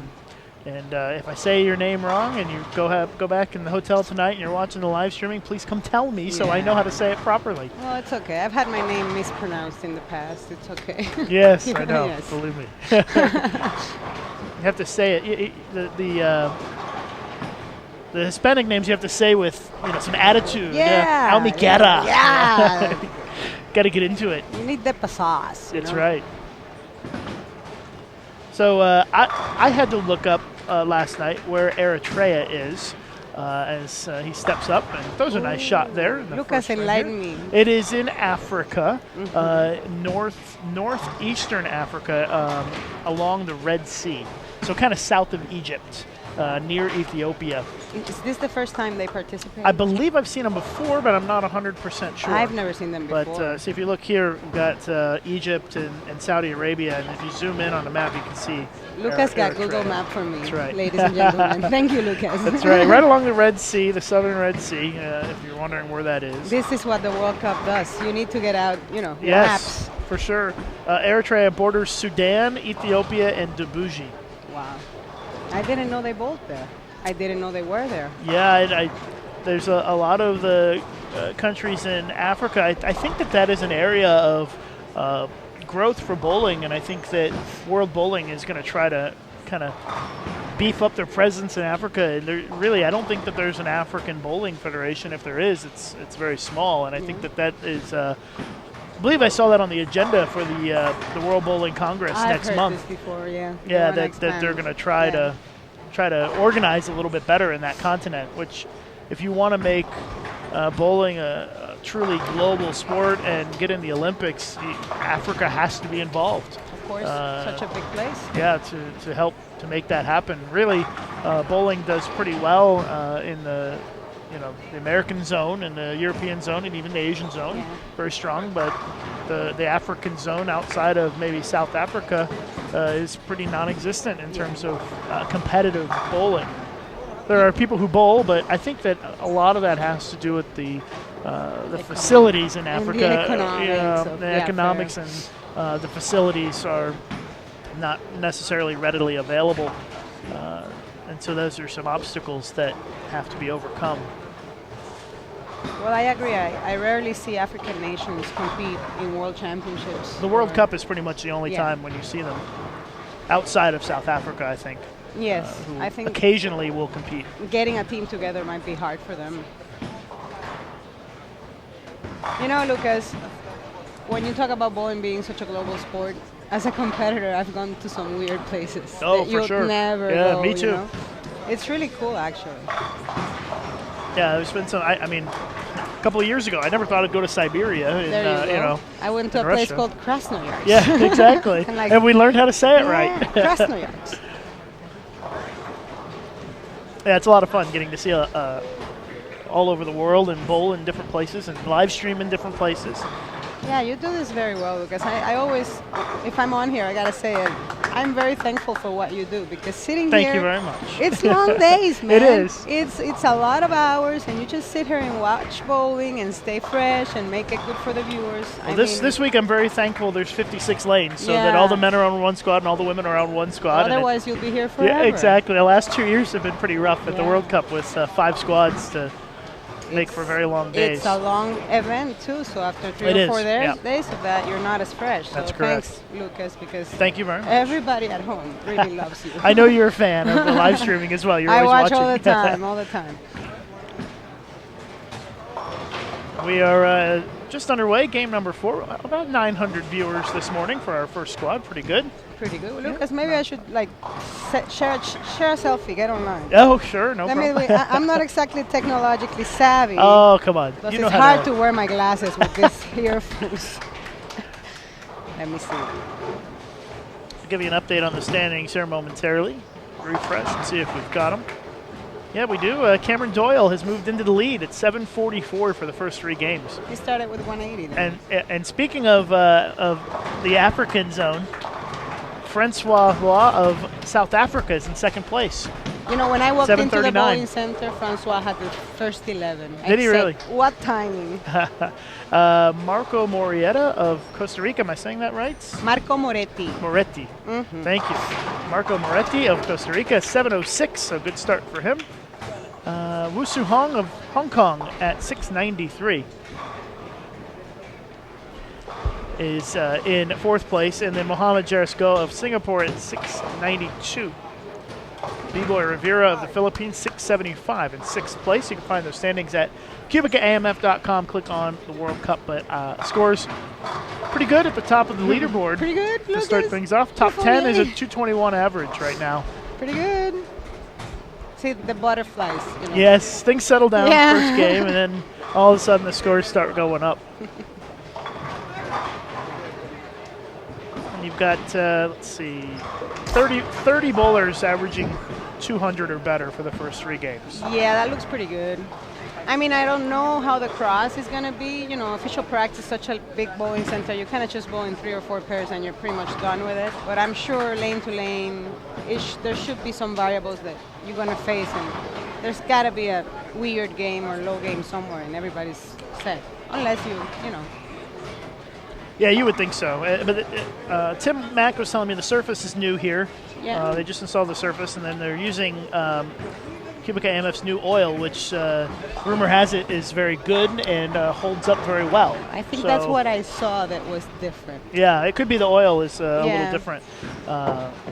So they're kind of showing off their new stuff, and supposedly the oil holds up pretty well. And if that's the case, we could see some decent scores this week. I mean, I like it. Don't get me wrong. I did see that there was a bit of more skid, you Sure. could say. So And some of that could be the new surface as well. as well. There's so many variables that go into bowling that Yeah. you really have to figure out, and makes you use your mental game sometimes more than your physical game, right? Sometimes you show up and you're there to bowl bad.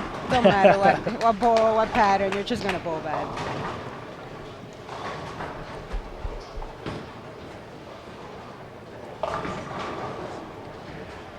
Aumi Guerra is our guest, and she's trying to figure out how to post share a this. selfie.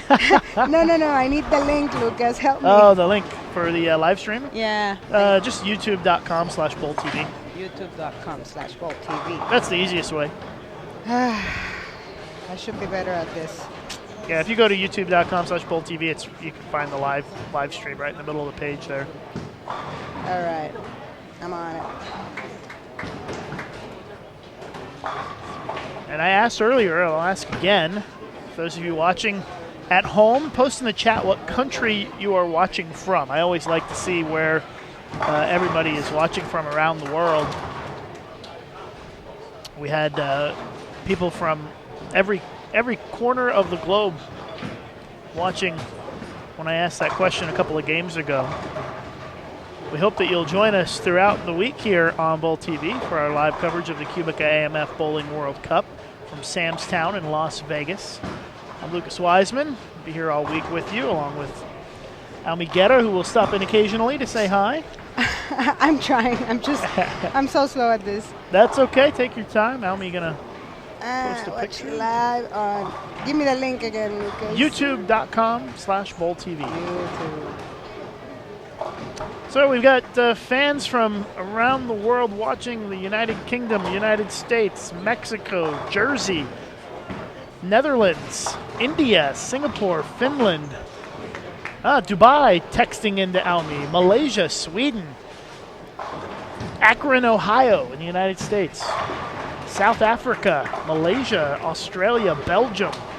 Someone says they're watching in the North Pole. Well, I hope that if Santa's watching, he brings lots of good presents. Bring some bowling balls this year. Estonia. I want trip force, Santa. Slovenia. Netherlands, Hungary. It's amazing to me how many countries tune in to watch our live coverage of the World Cup. It's fun, Lucas. A lot of Malaysians watching right now. And, the most challenging part is the time difference across all of the different countries. Oh, and yeah. My it's, time difference is the worst, Lucas. 4 hours, that's the worst. When it's like medium like that. But the good news is that live streaming available on demand after the fact. China, somebody in China watching. Kosovo, Curacao. I love Curacao. Went to Curacao earlier this year. Curacao. What a beautiful place. Did Wonderful you go island. through the the canals? Yes, Oh very my nice God. place. I love water. Yeah, me too. I love water. Yeah, it was. We had really enjoyed our stay in Aruba and Curacao. Lucas, I follow you and I envy you silently as I watch your pictures around the world. You lead such a life, man. Try to live life to its fullest. And also have Hong Kong, Venezuela watching. Guam. So thank you, everybody, for tuning in. And make sure you follow the Bowling World Cup on Twitter, @Bowling World Cup.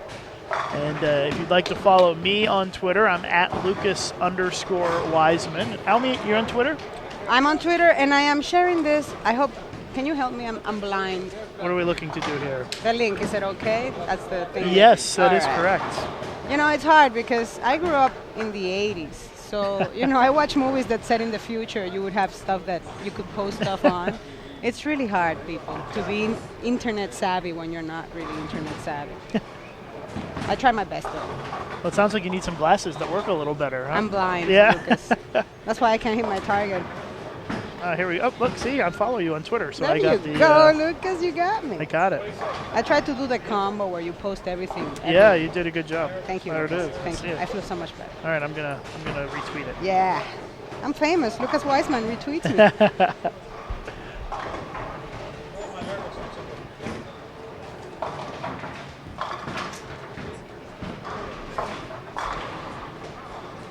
About halfway through game 4, which is going to take us to the halfway point of the block. 8 game blocks this year.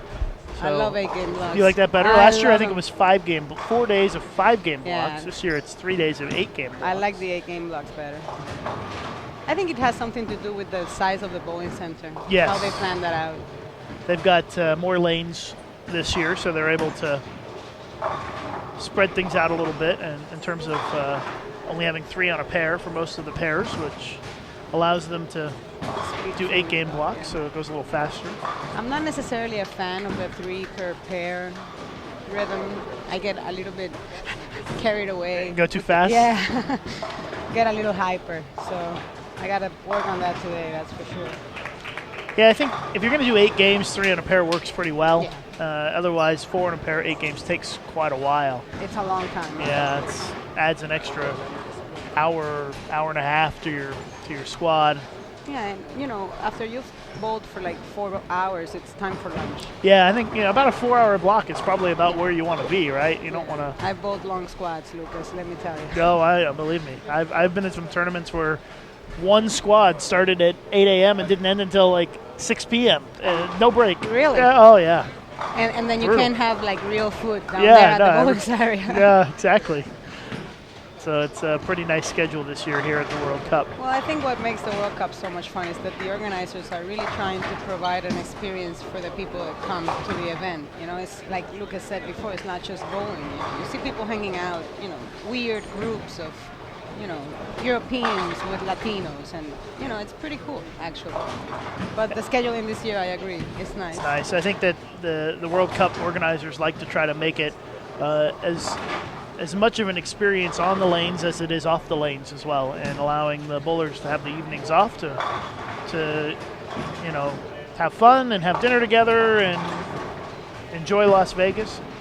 Yeah, I was talking to one of our guests earlier this morning, and I said, World Cup in Las Vegas is for you and me. Yeah, Las Vegas. We've been here 100 times. Yeah. But when you think about it from a different perspective, most of these people have never been to Las Vegas. So Such this an is a real, opportunity, you know? this is a real opportunity to come to the United States, come to one of the most famous cities in the United States, Las Vegas, a real tourist destination. And I would guess that a lot of them were very excited when they heard that it was in Las Vegas. Well, I talked to Shannon yesterday, and she said, I get the World Cup, and here I am in Vegas, I said, yeah, but for you and I, because we come here so much, but for these people, it's so much fun. Yeah, for everybody else, this is a real treat to get to come to Las Vegas, and it's important to not lose sight of that, even though you and I have maybe been here dozens of times, hundreds of times over the year. I'm down. But it's been a long time since the World Cup has been in the United States. Yeah. It's been, I think, 16 years since it was here. So it was due a trip back. It was to time. the US. I think it was. And to start out the next 50 years of it here, it kind of made sense. And who knows where it'll be next year? That's I always hear such a rumors question. that they are very close to Tell me the having that rumors. finalized. I don't have any rumors to where, but I have heard that it's very close to being finalized. They're finalizing So the spot. Yeah, so hopefully we'll hear something soon. That's like Christmas for me when I believe in Santa Claus. When they're going to announce the World Cup's venue. Yeah, because you never know when it's You going to never happen. know. Yeah, sometimes it happens at the tournament site for the next year, and then sometimes you have to wait 4 or 5 months And after it's the top secret. It is. They don't. And they throw out little Exactly. names, but it's not true. It's not Yeah. true. I'm part of the World Cup team here, and I don't even get You to don't know. know, yeah. I don't tell anybody. Well, they know me. They know I won't keep a secret. Of so course they not, don't- Lucas. You're wearing a microphone. That's right. So we'll see, and if we get the information on where it's going to be next year, we'll spread the word, of course. Of course. I can't keep a secret either. I'm Dominican. Who knows? Maybe it'll be in the Dominican. You never know.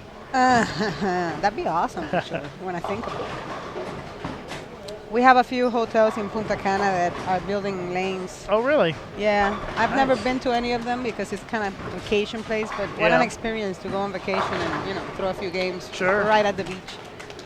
That'd be my perfect scenario, Lucas. Like Some lanes on the beach. 12 lanes, 5-minute walk from the beach. Oh, my God. Well, you know where you could do that? Curacao. Oh, my God. I know. Pretty I love sure. Curacao. Or Aruba, maybe. Or Aruba. Actually, Hey. I've been to both places. My Yeah. first international tournament, I won it in Aruba in '96. It was awesome. Yeah, my wife and I went on vacation to Aruba this year, and we landed in Aruba. We got our rental car, and as we're driving to the hotel, I said, "Oh, there's the bowling center. Let's stop in." Yeah. So we stopped in, and I immediately found 3 people that I knew. Of course, Yeah. you're like a celebrity, Lucas. About 3 of the Arubans there. Well, there's Jim only- Porter was there. Of and- course. Yeah. And Marlboro Eagle Bowling Center, something like that it's called. Yeah. I bowled there. It was good, so I had fun. Well, it looks like the scores are continuing to be pretty good here as we move along. A lot of the bowlers figuring it out. I see a lot of strikes. Yeah, it seems like the first game this morning was a little bit rough. The scores were not so high. I mean, there were some good scores, but they Well, definitely the have figured it out. butterflies. It's a big event, and I see a lot of different faces. You see young people, you see older people. But I go back to the kid from Mexico. I don't know his name, I forget, but he's young, man. And to be representing your country at such a big event, I mean, his butterflies must be king size. I just had a tweet come in. It says Lithuania is watching too. It's 8 p.m. here. Thanks for watching in Lithuania. I like when people tweet me and tell me where they're watching from. Well, and obviously you have a tendency to keep people awake, Lucas, because of the time differences. Yeah, it's Europe is it's getting a little bit later in the day there, and Dom is coming over for a picture. Doing a great job with social media this We have to year. tell him no flash photography. No flash photography. Well, he was facing this way. That's true. He was facing this way. I Yeah, hope Dom is here doing the social media this year for QubicaAMF.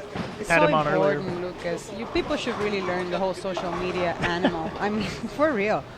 When you do this stuff, I watched you live stream the World Championships, the men's. Oh my God, I was awake at 3, at 4. I woke up Yeah. and checked the live, everything that was being posted just to keep informed. That was about. I mean, that tournament this last year was about as exciting as it gets Yeah, for I know. finals. There I was watched. amazing championship matches in Yeah. the World Championships last year, and then of course we have the World Championships next month in Abu Dhabi for the women. Are you going to be there? You know what, Lucas? I am going to be there. Excellent. It's just going to be me, though. Just you, huh? Yeah, Dominican wasn't sending a team, but we have a friend that lives in Abu Dhabi, and he has helped out for me to go down and represent. Greg's coming with me to coach. Oh, nice. And for me, it's just awesome, Yeah. You want to measure yourself against the best of the world, and the real place to do that really is the World Championships. Everybody's there. There's 6 on each team. Have you been to Abu Dhabi before? Actually, I was there in 1999. Oh, you were? Okay. I wasn't I sure watched if you. Kelly Kulik Yeah. win with an HPH. I was about a 162 average bowler. It's a great bowling center. Yeah. And it'll be a great Beautiful. tournament. Yeah. And we're looking forward to it. We'll have live coverage for you here on Bowl TV in December. It's December. It's the best lit bowling center I've ever It's been. very, yeah. Yeah, it's bright. And there's marble everywhere, and Oh it's my God, it's really yes. beautiful. And I think that bowling center is the best bowling center for a tournament I've ever been in. Yeah, because it's Very designed. It has large. the stands in the back. It's beautiful. It's designed specifically for that. Yeah. I just had another message on Twitter come in. Romania is staring at the bowling right now. So thank you, Romania, for watching. Finish up game number 4, which will take us to the halfway point of this block. So far, right on schedule. They're bowling fast. I'm They surprised. are, yeah. You know, they debated. I was talking to the tournament directors yesterday. They debated. Well, we've got 84 men, which puts us 2 over having 3 on a pair. So we're going to have 2 pairs of 4. So they were deciding: do we go all 4s, or do we have all 3s with 2 4s? And I said, well, it depends on what your priority is. I said, if staying on schedule is the most important, you've got to go with 3s because that gives you the best chance to stay on schedule. And they ultimately decided to go with just having 2 4s. And those they tend to keep up. They pick up the pace. They tend to keep deal up with it. I've been in tournaments like that where it's odd numbered. People kind of just deal with it. Yeah, and it's worked out pretty well so far. And they have here at Sam's Town, of course, bowling is huge in Las Vegas, one of the top bowling cities in the United States. And of course, they have their regular league play that will come in the evenings after we're done here. We gotta get out. So yeah, we have 5 o'clock. We got to be off the lane so that the league play can come in and they can bowl. Sarda from India with a nice game here. Going to be about 220. Close out this game. Go ahead, Aumi. Sorry. No, just was going to say the first day I came in, I wanted to throw some unofficial practice, but the senior league was going on. Huge senior league. Sure. It's gorgeous to watch, really. I mean, and they're intense. They're having fun, man. They want to win, too. There are a lot of bowling lanes in Las Vegas. Oh, yeah. And lots of lanes here. From Sam's Town to the Orleans, Gold Coast, Sunset Station, Red Rock Texas Station, Red Rock, Suncoast. All of these are like 60-lane centers or more. Just moving around with your bowls is a workout.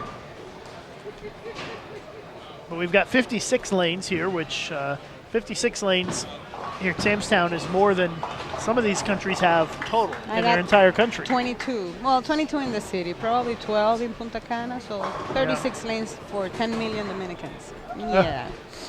So it's 22 in Santo Domingo. What about in Santiago? Do they still have the lanes there, or is it closed down? Santiago is not open anymore, but now there's talk that perhaps we're going to have a training center there. Oh, okay. So we're kind of excited, but still waiting for it to have some hint of reality.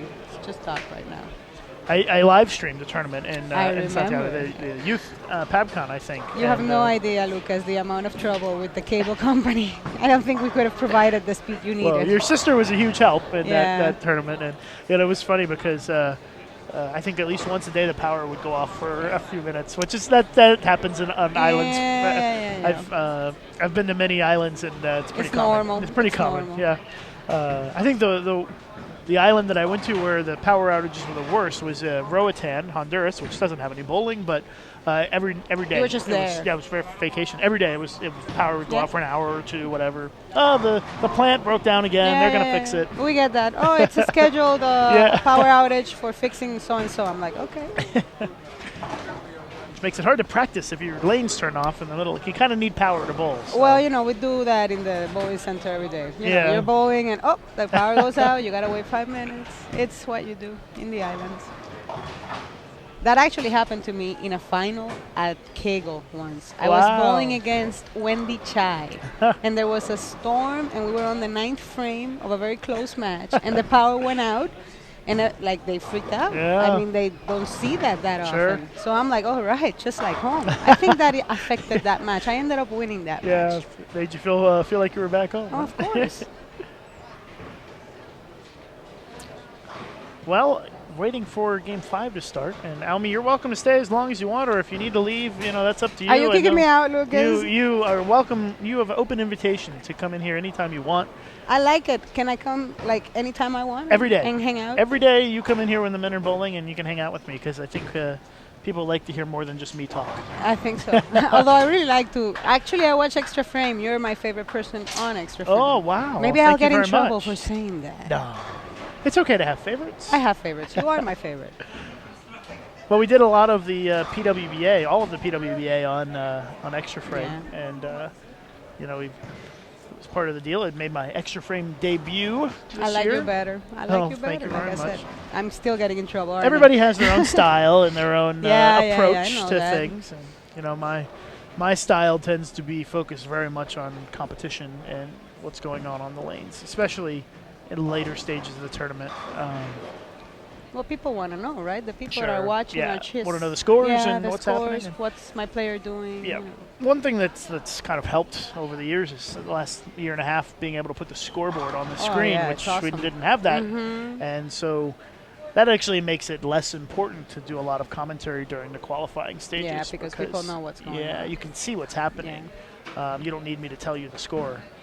Well, I remember it's you nice. freaking out at some tournament. I believe it was Santiago, saying, "Well, the bowlers don't have numbers on their bags. And the scoreboard has numbers, so how do I exactly. know? If it doesn't I have don't a know all name in these there. kids." Yeah, it's hard to be able to know the names of Yeah. if you get. It's nice when they put the names on the scoreboards. It's I just kind of a remember must. you took the headphones off and the mic off and just let it run. Let it run. Sometimes that's what you got to do. Yeah, logistics.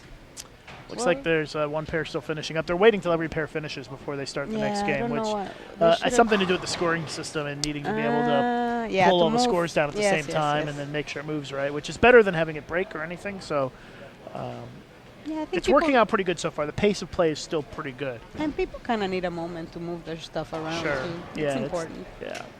But you're only as fast as your slowest pair. Exactly, when and you do sometimes we that, got so, slow yeah. ones. Because that's there's not 4 in that pair. It's only 3. No, there's only 3. But yeah, it's still we're at 2 hours in and we've bowled 4 games, so we're doing pretty good. Hey, Lucas, can I say something in Spanish? I'm Absolutely, sure people please. speaking Spanish somewhere. But out you know, there. my Spanish is getting better, so if you say something bad, I'm going to know it. I'm going to criticize you, Lucas. That's why I want to go into Spanish. You're going to say Lucas is no longer my favorite live streaming No. commentator. You'll stay my favorite, even in Spanish. Buenos días, quería saludarlos a todos en español, ya que me hicieron esta invitación de estar sentada aquí. Sé que mucha gente habla español. Estamos en Las Vegas, en la Copa Mundial QubicaAMF, la número 51. Y en realidad, como siempre he dicho, este evento es muy, pero muy encantador en el sentido de que todas las culturas que están participando aquí, o sea, que hay países que uno ni sabía que existían realmente. Y es muy bonito ver, es un torneo donde la amistad es prevalente, la competencia viene como en un segundo lugar y sin embargo es muy competitivo. Se puede ver que los scores están bien altos y que la condición va a ser bastante buena para producir buenos scores. Nada, quería hacer un saludo en español. Ya Lucas me mira con sospecha, preguntándose si lo critico, pero no es cierto. Lucas hace un gran trabajo y siempre es bueno tenerlo detrás de nosotros con todas sus cantas. Bueno, Gracias. Siempre. You know I was talking about you. Huh? I know a little bit. I understood about half of it. Yeah, your travels, you're If picking you- up stuff. If you talked at about 50% of the speed, I would understand more, but that's the way it goes. Dominicans, Craig says he can't speak Spanish because it's one long word. Dominicans have absolutely It does no sometimes pause. feel like that, doesn't it? Yeah, we really butcher the Spanish language. All right, so game number 5, we've got Uzbekistan, Hungary, Ecuador. We've got South Africa, Switzerland, and China. Lucas, do you know how many lanes they skip? Oh, you should I have do a- not. No? But the lane assignments are on the website. Oh, because maybe Manino, my friend, Well, will we come can- over here, yeah. and then I'll stick with you for a while. If Sure. That's okay. Let's see if we can find where lane assignments are. Manino's had a rough start this morning. I'm hoping he picks up his game.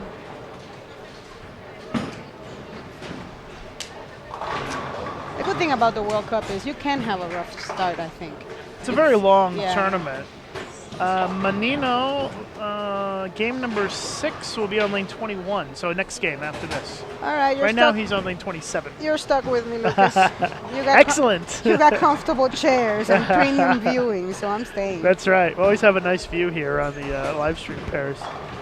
I had some more tweets come in. Karen says she's watching from Toronto and tell Aumi hello and good luck. Gracias.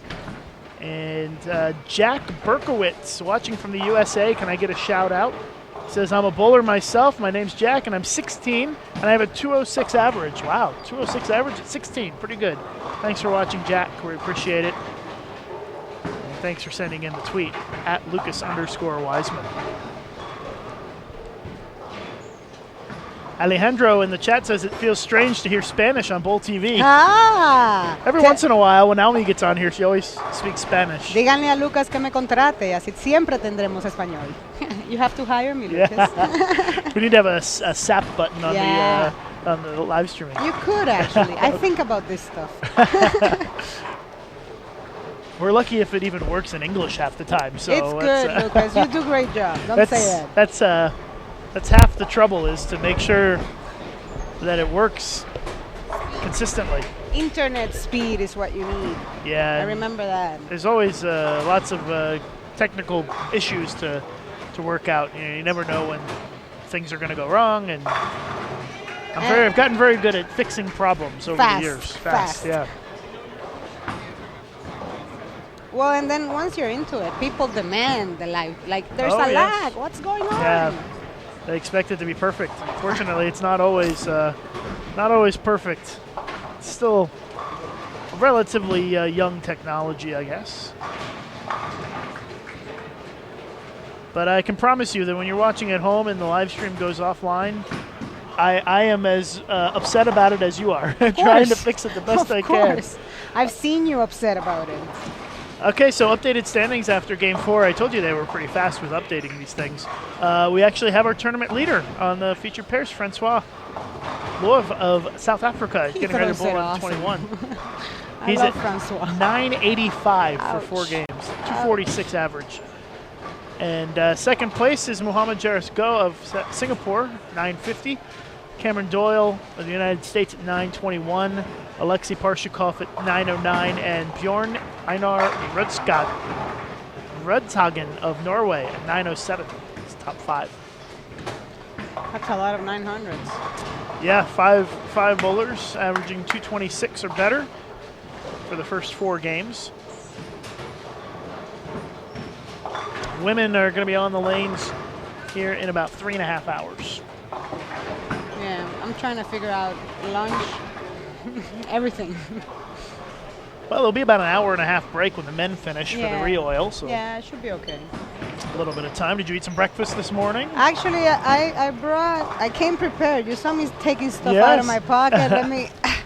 I skipped. Very nice. Well, 'Cause your coupon is good until 3 I p.m. know, today. that's so. why. That's why. Actually, I didn't know that. My roommate mentioned, he said, why don't we just have brunch? Who's your roommate this week? I am rooming with Viviana Delgado from okay. Costa Rica. I don't know if you remember, we were at Costa Rica for a Sure. few years. Yep, I know so- Viviana. She's a great bowler in Yeah. Costa Rica, and I'm And sure you also- guys have gotten to know each other quite well over the years. Well, yeah, so we're pretty much family. Her mom Yeah. and dad are like mom and dad number 2, you know. So we kind of hang out a lot. Craig's coaching or helping out the Costa Rica bowlers as well. And you've spent some time over there, I think, Oh, yeah. helping a little bit, right? It's beautiful. Yeah. It's a beautiful country. I've only been there once. That was one of my first international trips when the PABCON tournament was there Yeah. back in 2005, I think, 2006 maybe. Oh, I remember that. There was a yeah. PABCON tournament But the that was bowling there. center was moved from there. Oh, it was? It's a beautiful bowling center. Is it? You oversee the mountains. It's beautiful. Oh, nice.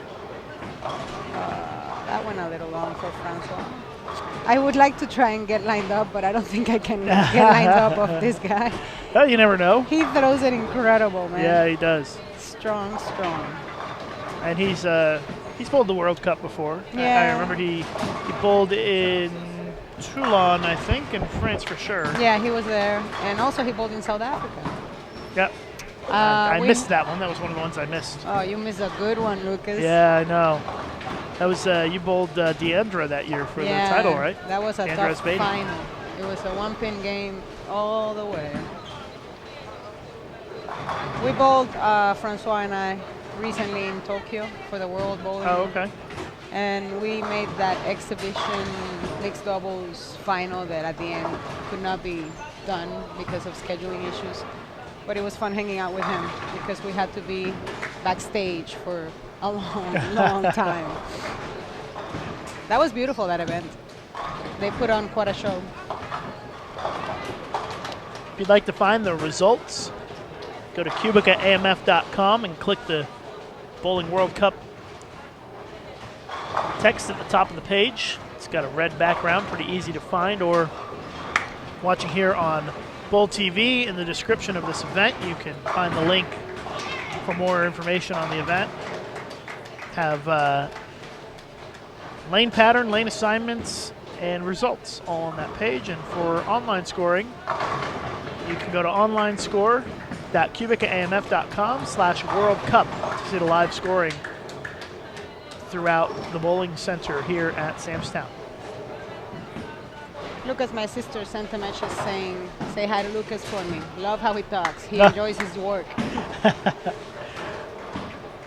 And was that, which sister was that? Alexandra. Yeah. Hopefully she's doing well and been thinking about you. And I know she's been through a little bit of a rough patch recently. Yeah, it will take it day by day. Yeah, things are getting better. Things are getting a little bit better. Yeah. I always smile when I see the nice pictures of her with a big smile on her face on Facebook. Always, so no matter what, big smiles. So keep up the good fight. We're on it. Well, everybody listens from the Dominican. Half of the island is listening. Well, for sure, half of the bowling center is listening. The time works out for us perfectly because we're 4 hours ahead. Sure. So it'll be great. From noon to 11, it's perfect.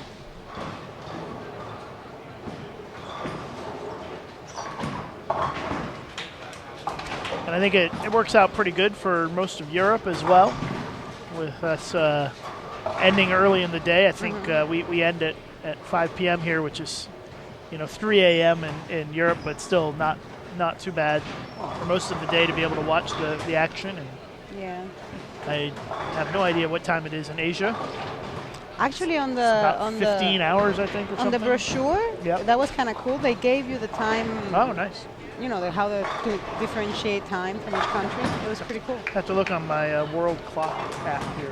You have every app, Lucas. In Tokyo, it's 3 a.m. right now. Oh, in boy. Berlin, it is 7 p.m. And in Oranjestad, Aruba, it's 2:08. I have that on my phone. Do you have like the places you like or you visited on your vacation saved up in there? No, I just put them in there when I'm traveling there, so I haven't updated that since I've been on a couple of trips. That. I never checked the weather in Vegas. We always come to Vegas and we come in the summer. Yeah, it's always hot. So you have this vision of eggs cooking in the pavement. Yeah. So I never thought about it, and I didn't really bring the correct attire for this trip. Oh, that's not good. Yeah, it's a little bit chilly. It's been in the 60s, I think. Right now, 57. It's just so dry, Lucas. Yeah, it is very, very dry here. Oh, my goodness. Tonight it'll be almost down to freezing here in Las Vegas, 37, which is almost, about 2 degrees. I'm going to stay inside. Yeah, it's probably best to just I'm not going out, period. And I'm sure that you're like me, the dry climate just absolutely kills you here in Las Vegas. Oh my God, my face. I'm not going to be graphic about it, but 2 days ago I thought I wasn't going to be able to go out. My face just feels like it's going to fall off. I go through that the first couple days, and I think afterwards you kind of get used to it. Las Vegas, Reno, same thing. It gets very tough with the dry. They should have humidifiers every 20 feet, man. I can tell you, maybe you can use this tip. If you run the shower and plug the tub, fill up the tub with water, and just leave it in there overnight, it will help to increase the humidity in the room. Lucas, I sit in there and do saunas. Come on. Just leave the tub full of water overnight, and that helps to increase the humidity in the room. I'm doing all sorts of things to try and keep my face from falling I'm sure that off. Viviana has the same problem. Oh, everybody. Oh, look at the 710 breaking up there for Lusik. For a double. That's good. It's nice, yeah. Slapping it out and everything. That was a pretty awesome shot. Got that 710 to fall. That's what you see here, Lucas, in this sort of events. People are slapping stuff out, having fun. Yeah, exactly. It's nice to see. Francois now got 3 strikes in a row as he is just absolutely on fire here this morning in the first round. He doesn't seem like he's all that far left either. I should watch. I'm trying to watch from, my very low position, seeing as I'm vertically challenged. You don't know me. I'm about 5 feet tall with my hat on. Well, the fact that they're not playing super deep yet is, I think, an indication that the oil is holding up as we were told, as expected. And the women will probably make them even tighter than... Yeah, you would think that the women would play a little bit to the right more and kind of group together and break them down usually I think that you find that helps you a little bit. Yeah, I didn't like it out there. Yeah. But I hope they are, so I can be a little bit less of them. Practice is different. Yeah, I because, know. Practice is good for the first 10 minutes. Exactly. After 10 or 15 minutes, the practice session doesn't really do a whole lot. People stop shooting spares. Yeah, exactly. And start trying stuff with weird surfaces. It just doesn't work out. China. I should run through the format again for those of you just tuning in to see if we have a question about that in the chat. We bowl. This is round 1. We're going to bowl 8 games today. We're going to bowl 8 games in round 2 tomorrow. Round 3 on Tuesday and another 8 games. And we cut to the top 24 for the men and the top 24 for the women. Wednesday is a very short day. We only have 2.5 hours of bowling. And that's the round of 24 men and women at the same time. Yeah, we fit. Yeah, and that's it. And then it's over for the day. And then Thursday is the round of 8 in the morning and the semifinals and finals in the afternoon. You know what? That semifinals and finals and round of 8 all in the same day always has given me a bit of a... Yeah. I would like that to be... I think I would have liked if they would have put the round of 8 on after the round of 24. Had that all in one day, but... they like to leave a half a day free for the bowlers to do some stuff in the city if they choose to, and that's kind of the day that they pick for that. Well, for me, when I was in Poland, that format changed because when we were in France, I don't know if you remember, you had one day to sleep it off and then go bowl the final. Well, France was messed up because of the problem with the bowling center that it was like the earth almost was canceled the tournament. But last year, the year in Poland where I qualified first, I felt that I didn't have enough time to enjoy that little, you qualify first, you led 48 games. Yeah. And then I was rushed, I felt like a little bit rushed into that final where I lost and finished second. So I wish I had that little night's sleep where you enjoy that top qualifier spot. That'd be nice. Yeah. Sometimes scheduling feels a little bit hectic. Well, he's throwing the ball great, isn't he? I love the way he throws the ball. He's so strong. 5 in a row for Francois from South Africa, and he's established himself as the leader after that last game, and he's trying to stay in that spot. It's not that. It's pretty close, though. Yeah, he's up by 35 on second place, and he can shoot 260 this game. Ouch. Which would increase his average.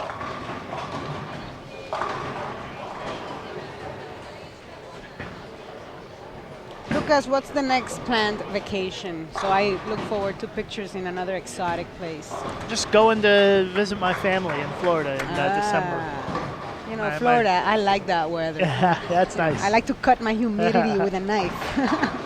Yeah, I grew up just outside of Orlando, and my parents still live there in the same house that I grew up in. So awesome. My wife and I are going to go and visit them for Christmas this year. So pretty cool. Hope you enjoy that one. That'll be nice. The weather's always nice in Florida. Warm Christmas. Yeah, it's always nice. Yeah. I go to the beach in Christmas. Yeah. You head over to Punta Cana, go to the resort, relax a little bit. Yeah. I'm sure they have some nice beaches not a little bit closer to you than Punta Cana, right? Punta Cana is a very big touristic place, but I really frequent Big Four. Yeah, Big Four in the 10th will end his run at a 260 game here and kind of lower his scoring potential. A little bit of a letdown. That looked like it was going to be such a big game. Kind of wish for a 9 or 8 count there.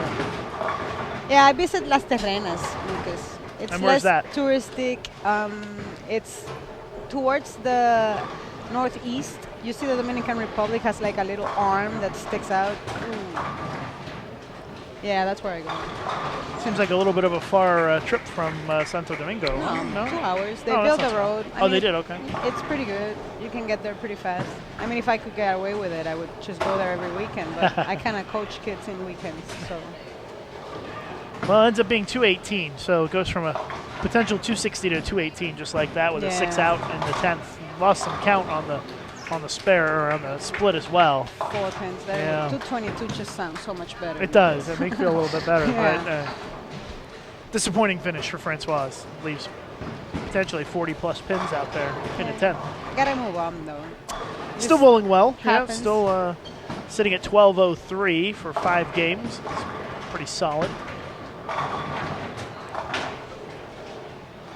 wondering about the left side, I'm watching Switzerland and wondering how that side is, seeing as we have, to me, the greatest lefty bowler that I've ever met, which is Shannon. So you always wonder, you always wonder how's it going to be for her on that side. By the way, all 3 bowlers on that pair split in the 10th for opens. Yeah, I think they were a little bit too pumped up. Sometimes, like I said, going for 9 counts is better. Just want to hit the pocket, man. That is true. Our 5th game coming to a close. 3 more games to go here in round 1 for the men. Going by pretty fast. Yeah. I'm going to hang out for this 5th game, see what Manino does, and then head out. All right. You've got to get ready to bowl. Head over to the buffet and eat some lunch. Yeah, gotta get some eggs in. Always important to be fueled up and ready to go when you hit the lanes. I went on a diet for the Pan American Games. I've never been hungrier in my life. I'm not sure why you need to go on a diet. They're so tiny as it is. I was trying to get stronger. Okay, so you're trying to put on some muscle versus, Yeah, you're not trying to get rid of fat because there is none. Yeah, but the guy that works with me, I said, I feel fine. I just want to be stronger. And he wrote it down. You are fat. I'm like, you are a psycho, man. No, but it does make a difference. Pan American Games was a rough format. Yeah. It was kind of, it's not necessarily that it's long, but for us, that event is very important because the Olympic Committee is really, really involved. So when you bowl with that kind of pressure, it just takes a lot out of you. So being in shape really made a difference for me. Man, I beat Liz Johnson. She's like my idol. That's funny. I'll get some pictures from Herbert of us on the live streaming. Very nice. Maybe I'll tweet that out. There you go. I'm famous. I hang out with Lucas Wiseman. Thanks to Herbert Bickle of bowlingdigital.com. You can check out his coverage this week on his website.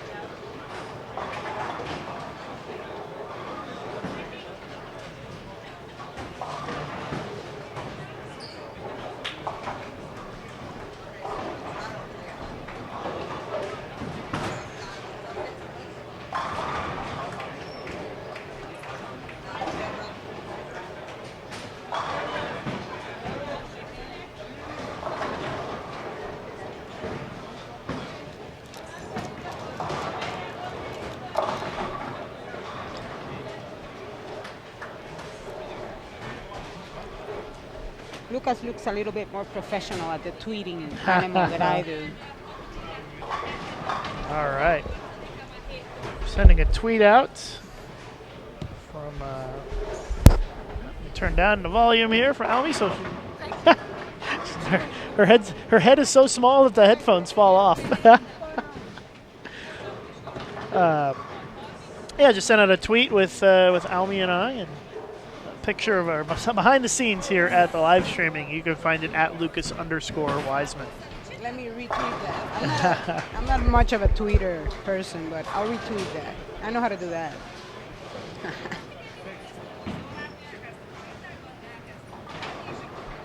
You can also see our fancy setup here. We've got the Sam's Town sign on our seat. That looks good. Or on our table.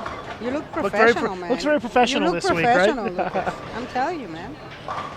If Lucas is around, I just have this feeling of importance, you know?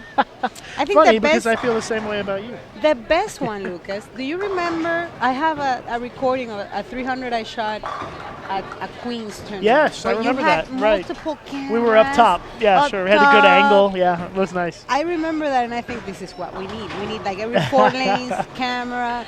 Yeah, that was in a convention center setting, so we had more space to spread out. You were like the guys in the box on football games, you know. It was awesome. I remember.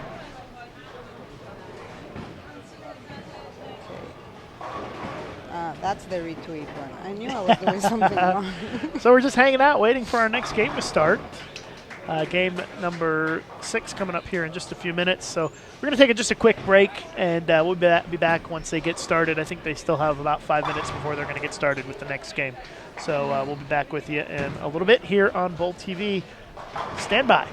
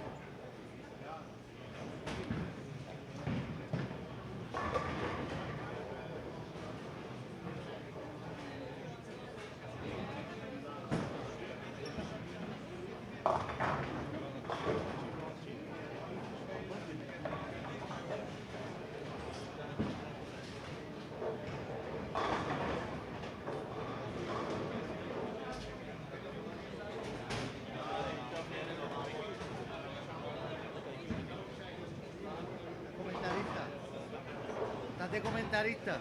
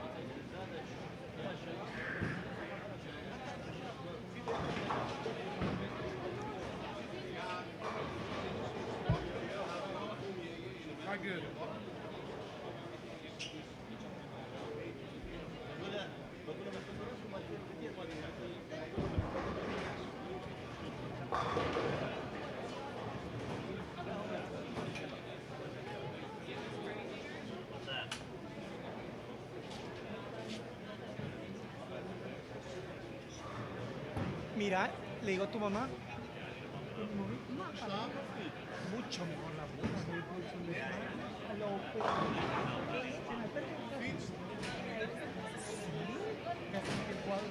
Sí, ahora que me levanté. Pero esa semana también que quedó en 24, quedó 206. O sea, tú sabes que no es, deben de ir un montón de verdad con ese promedio. Pero a 206, o sea, que la pista está con todo. Pero sí.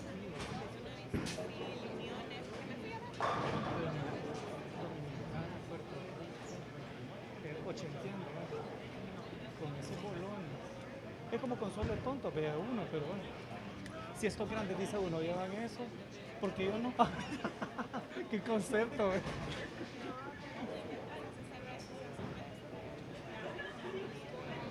¿Sí? Quedan 3 ahí. Eso está bien. Un niño me puede levantar un poquito. Hasta tu pie, mira, pues. Aquí están bien chivos, aquí están. Pero fíjate que trae plumón para que lo firmes. Hay gente que le... Yo lo voy a hacer plumón. No creo que me lo... Yo para qué van a firmar todo esto inmenso. Chivísimo, está, mira que se me la firmado.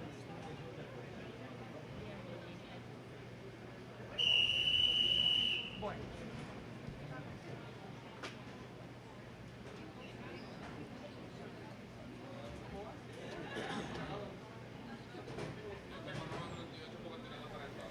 All right, heard the whistle and about to get started with Game 6, the game that Aumi Guerra has been waiting for. Her teammate, her teammate from the Dominican Republic, Manino Fernandez. Manino's had a rough start, but Manino can be explosive. Yeah. I'm counting on him to recoup. Well, maybe as the lanes break down a little bit, it'll get more comfortable for him, and he can put up some big scores at the last 3 games here. Yeah. Also, El Salvador and Virgin Islands, UAE, Netherlands, and Pakistan on our featured pairs for game number 6 of 8. I don't think I've ever seen Pakistan bowl. I think they've bowled a couple of times in the World Cup that I've seen, yeah. Only in the World Cup, though. Isn't that so true? Only in the World There's Cup. a lot of countries that only bowl in the World Cup, that's for sure.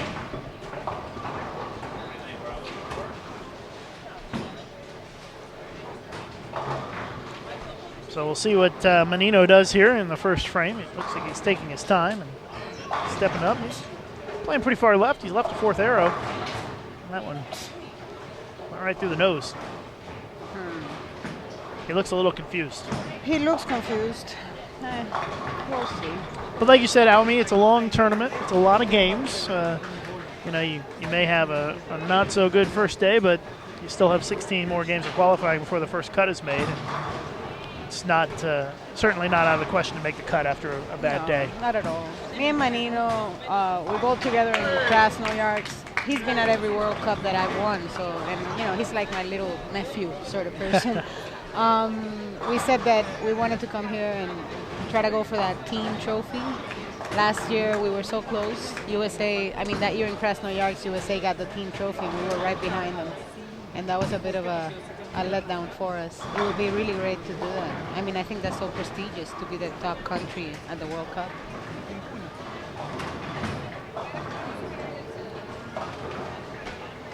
But with 9:38 for 5, that's not going to happen. Yeah.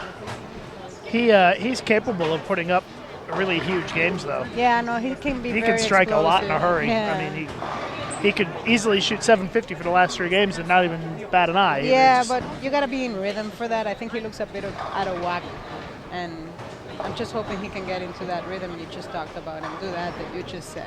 Well, I'm sure you'll give him a talking to after today and course. help him out. Of course. Motivate him a little bit. You know, Lucas. I can be a real nasty, well, you know. No, you can't. I You're wonderful. can, Okay, I updated can. standings. There you Francois go. still in the lead as that finish didn't hurt him too much. In fact, he increased He his lead. increased him. The South African at 12:03 is your leader, 240 average. Muhammad Jarisgo of Singapore at 11:51 is in second place. Alexei Parshikov of Russia, 11:21. Mark McQueen of Scotland at 11:16. And Cameron Doyle at 11:15. And Olari Nebokot of Estonia, 11:10. So we've got 6 players at 1100 or better, with Paul Stott Jr. of Ireland at 1098 and B-Boy Rivera of the Philippines at 1094. Shakir Al Hassan at 1093 on our featured pairs this game. The UAE bowler who bowled really well in the World Championships last year in his home country in the UAE, made it in the singles to the championship match, and everybody was really cheering for him to win and ended up losing the title, but he is a great bowler, left-hander, who is 1093 for his first 5 games today. That's really always so hard, Lucas, when you're like in your hometown where you usually do not represent or compete for, big events. Yeah, it's very rare to get to represent your country and you're in your home country. Yeah, I bowled the Pan American Games in 2003 at home, and oh boy. Oh, I bet that's a lot of pressure. Oh boy. You feel it, huh? Yeah, and people don't know. They really don't understand very well, and sometimes they can be kind of, well, why didn't you bowl 10? That's where I bowl league, and it works, I'm Yeah. like, well, And in an event like that, you get more just general fans who show up to watch. And just the people that Yeah. know you. And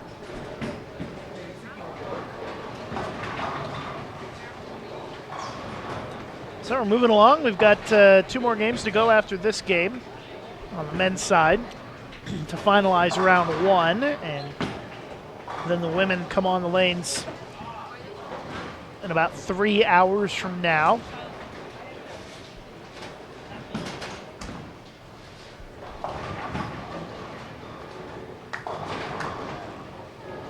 let's see if I can get a good shot out of Manino. This is what technology does. I'm sitting back here, but I'm going to film Lucas's computer. Do a video of the screen. Yeah, because it has that big Bold TV logo there, too. It's awesome.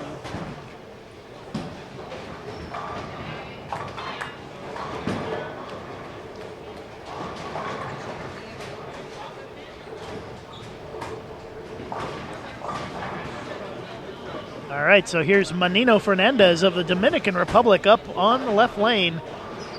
Wheels and deals, kicks the leg a little bit, comes up light and leaves the 2, 4, and the 8. I don't like what he's doing. It looks like he might have a little over-under going on out there, and Yeah. it's causing him some trouble.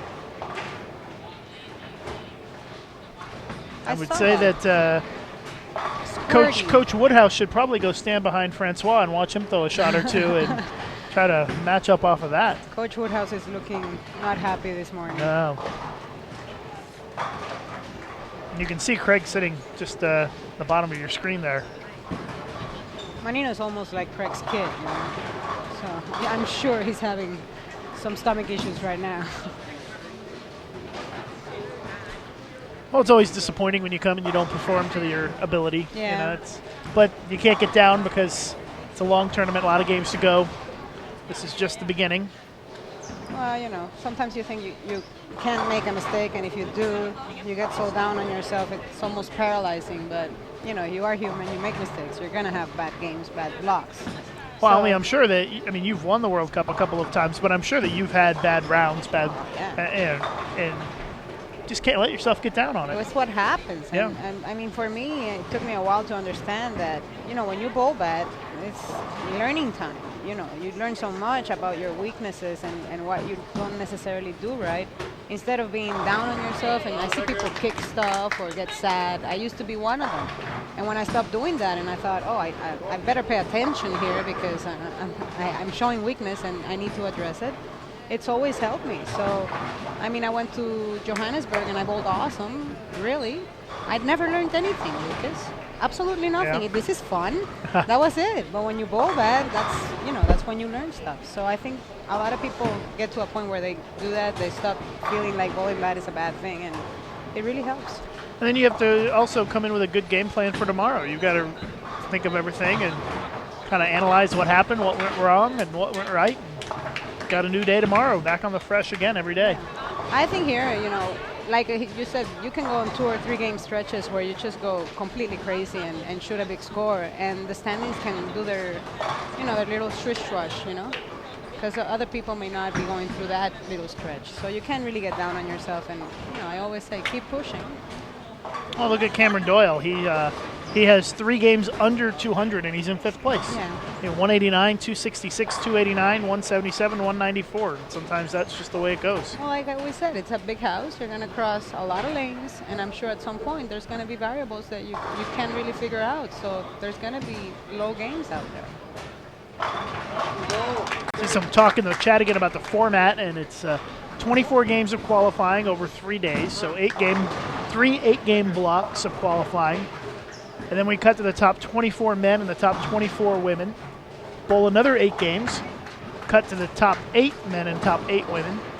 Bowl 7 games. And then cut to the top 3 for the step ladder in each division.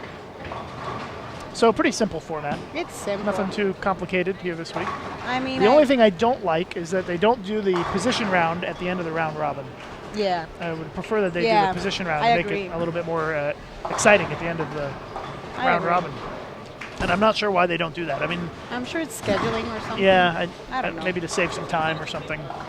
Well, time is always an issue at the World Cup. They have to get in so much stuff, do Yep. so much. I saw them do a lot of things last night at the opening ceremonies that will save time throughout the week because they handed out the Oh, right. certificates. You're and right. So it's going to You got help. the medals and the certificates and all that. Yeah.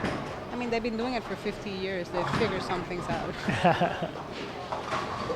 And they do a great job running this tournament. Anne-Marie Yeah. Board and her team do a great job, and I love them. they always have treat as me much great. fun as the Yeah. bowlers do. Oh, they do.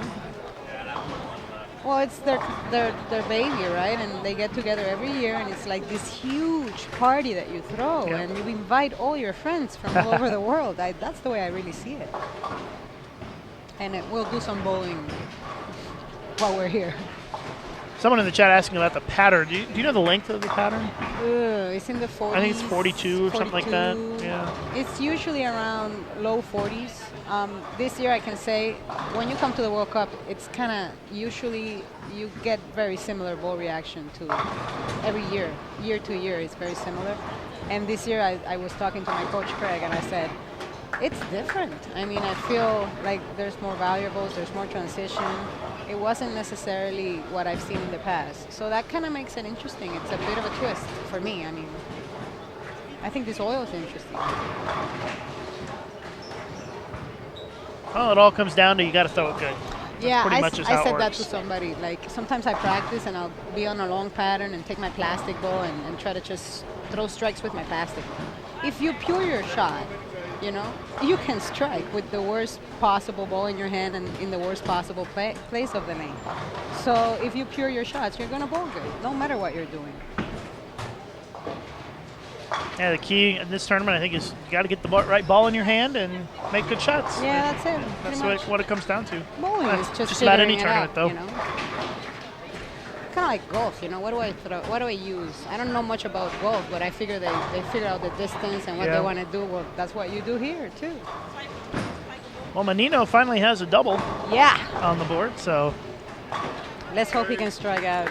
Make me happy. I love fives. That could be a 255 out there. Always have to look on the positive side.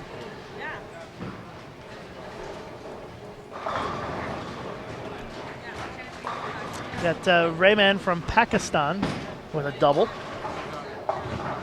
It's so important to stay clean, you know, like when you say Pakistan has a double, he's clean, so that puts him in a much more better spot than Manino, who already has an open. I coach a lot, and I watch the kids, and they don't pay attention to the spares, or they'll hit the reset button, or, you know, they just don't show importance to spares, and that's how you win tournaments, especially long format tournaments like this. Correct, If you miss yeah. your spares, you ain't going nowhere.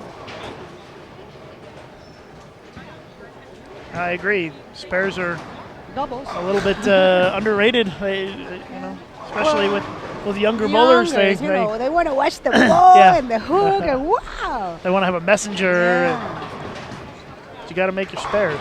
Very crazy. I'm not exactly the best spare shooter out there, so you know I have my issues with spares all the time. So when I'm practicing, I always shoot at my spares. I told the kid the other day, "Are you done missing 10-pins? You don't miss them anymore? Really? Because I saw you reset one. So next time I see you miss a 10-pin, I'm gonna remind you of this moment."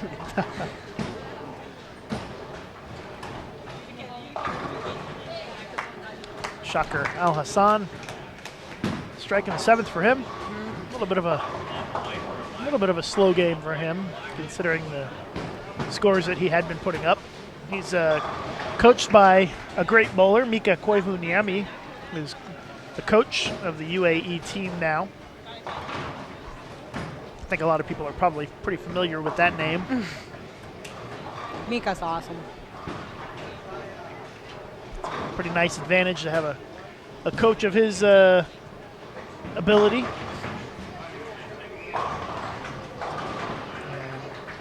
And here goes Manino trying to get his 3rd consecutive strike. And he did. Let's get into a rhythm here, guys. No, he said it. He can start to strike Yeah. pretty quickly. Maybe loosen up a little bit. Did you see who's here? You know that person. Yes, right of there. course. Yeah, I saw her yesterday. Dominican team bowler Ida. She came all the way from San Diego to visit.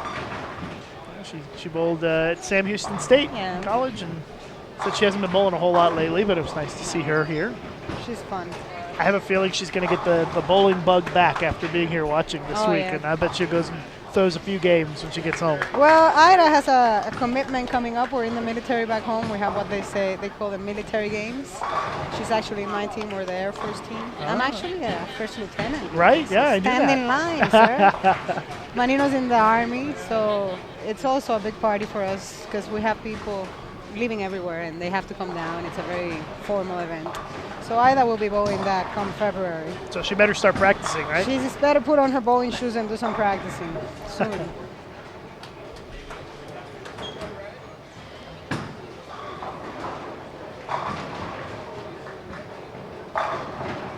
So everybody in the Dominican has to serve some sort of time, and they're just optional in the. No, actually, I think the military games is almost like what the military does to feel like, you know, there's some sort of conflict going on. It's, There's not a whole lot of fighting going on in the Dominican. No, I mean, obviously, sometimes you need security and Yeah. the security issues, but military really is, you know. I don't think there's really much threat of Haiti invading the Dominican or anything. So No. it's not- I mean, we have nothing too exciting. basically open borders. Yeah. There's some issues there, but I know it's a pretty peaceful place for Yeah. the most part. We are not known for Correct, our yeah. aggressive nature. Yes. Have a beer. Presidente, have mañana. a presidente. Yeah. Enjoy the beach. No, but the military games have been going on for a long time, actually, and we've been doing it for almost 15 years now. And it's a nice addition to bowling in the country, you know. It helps a lot of the kids. You get a salary, you're a normal military person. It's all because of the sport. I want to say hello to Hazel McCleary, who's watching. She's commented in the chat. I love you, Hazel. We do love Hazel. Hazel's great, and I we miss wish you. we wish you were here, Hazel. Oh. Maybe if you can find a cheap flight, maybe you can fly down for the finals. I think she should. Hazel, if I make the finals, you gotta come down.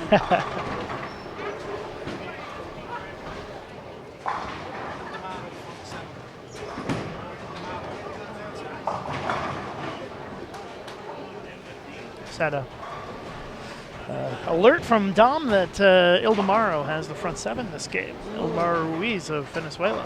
See, those are the games that make those big moves in the leaderboard. You shoot 280, somebody shoots 204, and that's a lot of pins. Let's see if I can. There's 56 lanes here, so it takes a little bit of time to find the bowlers.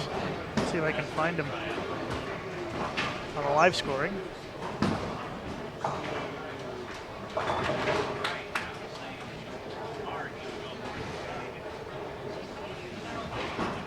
He's on 43 and 44. Another strike for Manino. Yay, Manino! So if you're looking at the online scoring, which is at onlinescore.QubicaAMF.com/World Cup, lanes 43 and 44 is where Ildemaro Ruiz has the front 7.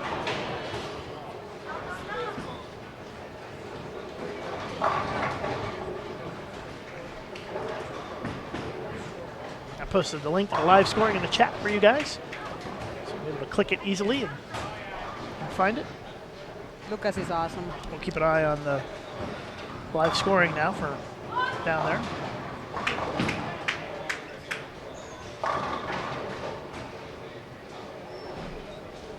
Shakir Al Hassan with the split in the 9th. An open frame for him, so he's going the wrong direction this game. Not even going to get to 200. Yeah, 199 tops. It looks like the scores are going through a bit of a something. I see some red dots out there, which means splits. Yeah.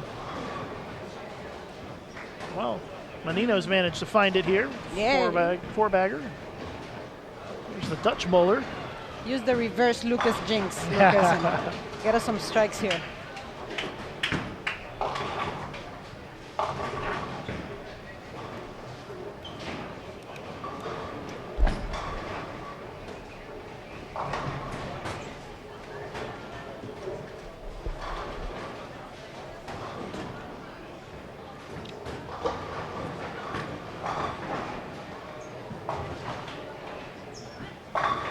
Another strike. Starting to get the attitude, isn't he? Yeah, you can see it. Yeah. Oh, yeah. Getting a little bit of excitement. Manino's fun, man. Ildemaro now has the front 8 on 43 and 44.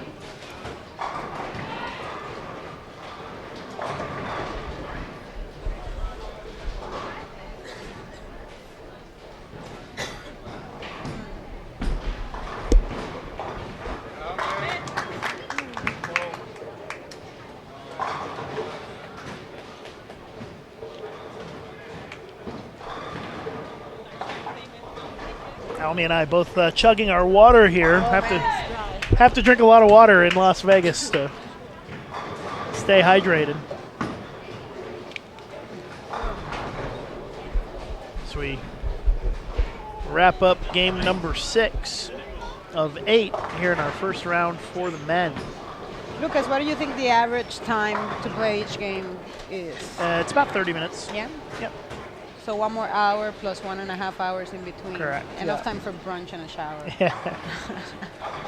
I think the women will bowl a little bit faster. We'll Yeah, we probably always do. 28 minutes a game, something like that.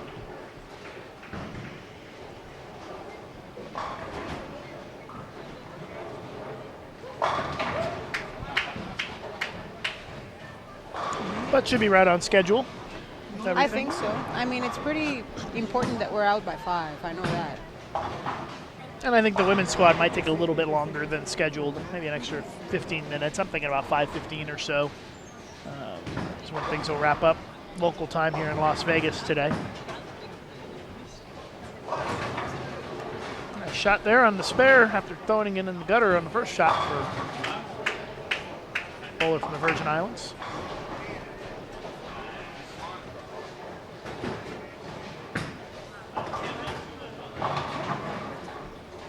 Looks like Ildemaro is up down on 44. Let you know if he gets to the front 9 or not.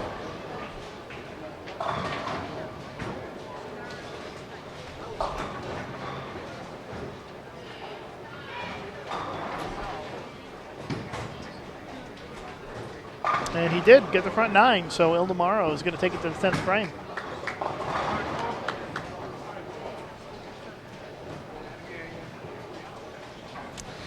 Ninth frame for Fernandez. He's feeling it now. Vamos, Manino! I'm sorry. I get excited. Aumi getting excited for her country mate. 6 strikes in a row. I think Manino just likes to put on a little show for the live streaming fans. No, that's what he does all the time. Yeah. He did that when he was 12. Save his Just picked best that game up, for yeah. the TV pair.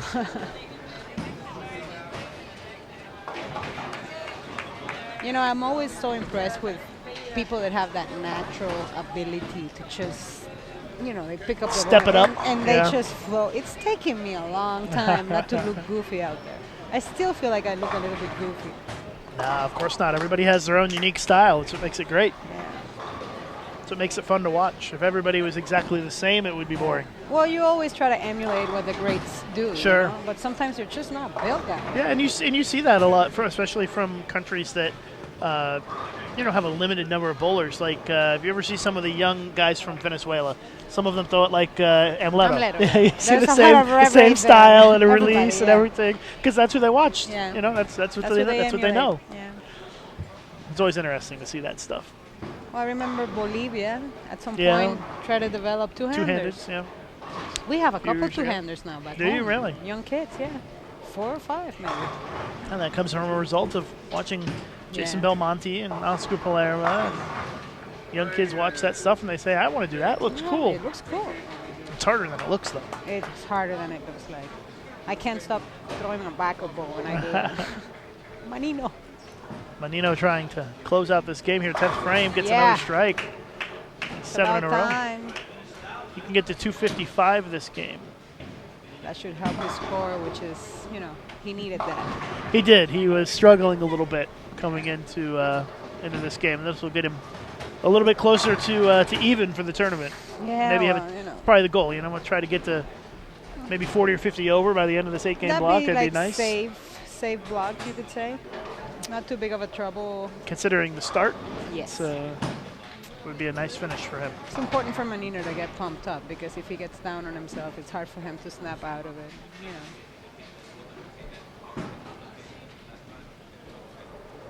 A big crowd I can see down there behind 43 and 44 watching Ildemaro Ruiz of Venezuela with the front 9. I hear something. I heard it sounded like some cheers of disappointment as Manino strikes again.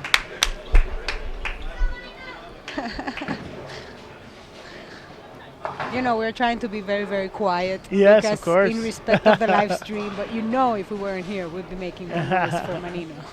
Well, you would at least. I would have, for sure. See, I told you, I love 5s. He's going to shoot 255. He is, yes, 255 with the strike. One of the higher games we've seen on the live stream pairs today. Excellent. See, Well, we Dominicans, Ildemaro did strike first shot in the 10th. Oh, 300 coming. Hopefully. Yeah, I love 5s, Manino. It's a good finish for Manino.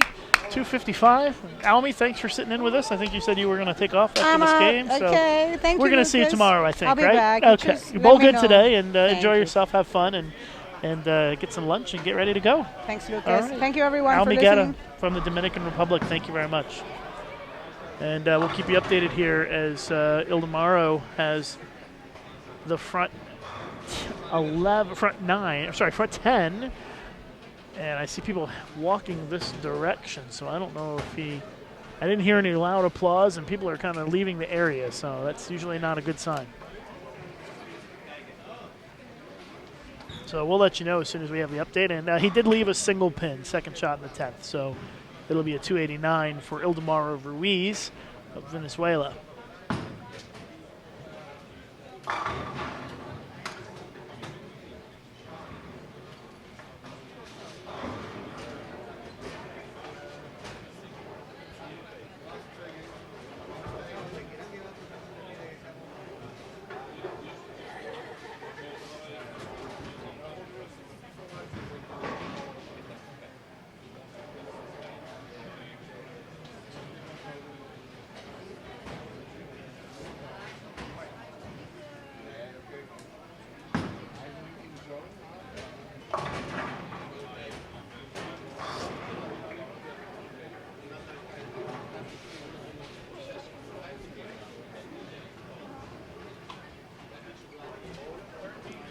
2 more games to go. Games 7 and 8 coming up here momentarily on Bowl TV at the QubicaAMF Bowling World Cup. Going to step away for just a minute while we gear up for our final 2 games.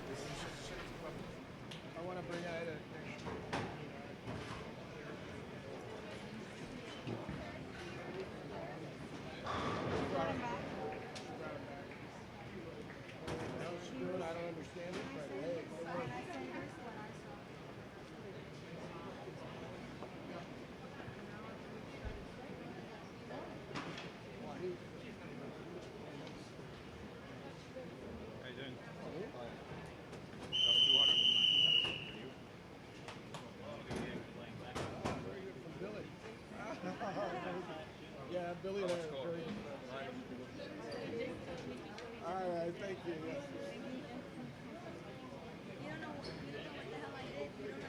I don't understand it, but it works. I don't care. It's called energy.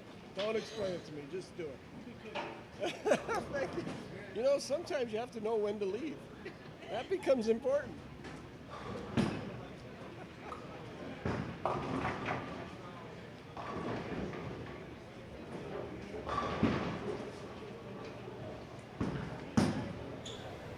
Right, Game 7 getting started. We've got New Caledonia, Singapore, and Portugal on 19 and 20. 21 and 22, Finland, Catalonia, and Gibraltar.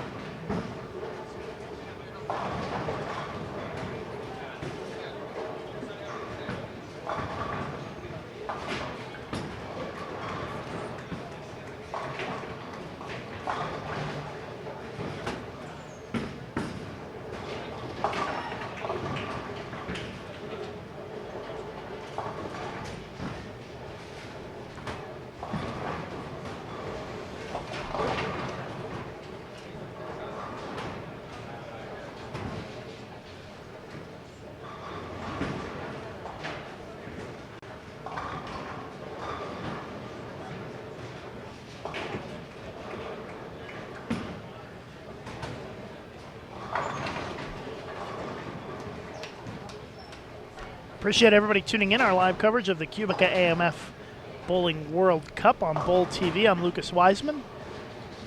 Appreciate you joining us here today. Women will be on the lane coming up in about 2.5 hours at 1:30 local time here in Las Vegas.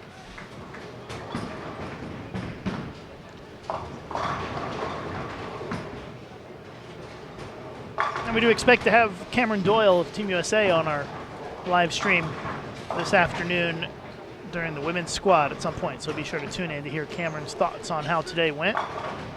Almost made a big 4 there.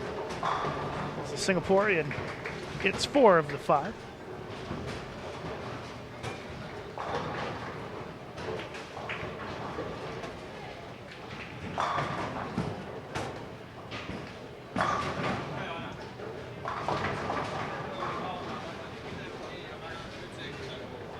Looking for the results, go to QubicaAMF.com, click on the Bowling World Cup 2015 button at the top of the page, and you can find the results on that page. They are updated after each game, and will be updated momentarily with game number 6.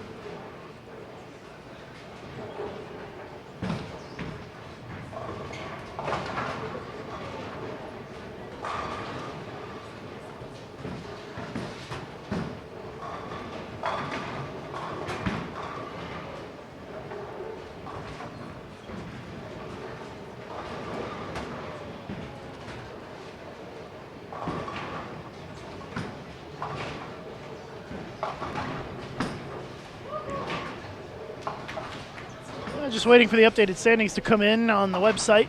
It should be coming momentarily.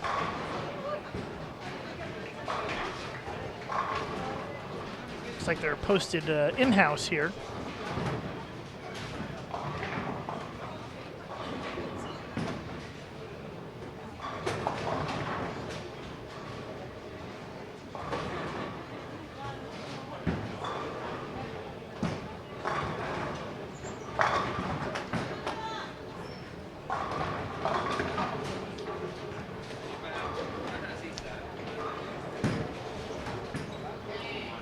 Finland with the front four. Jonas Jankinen on our featured pairs here in game number 7.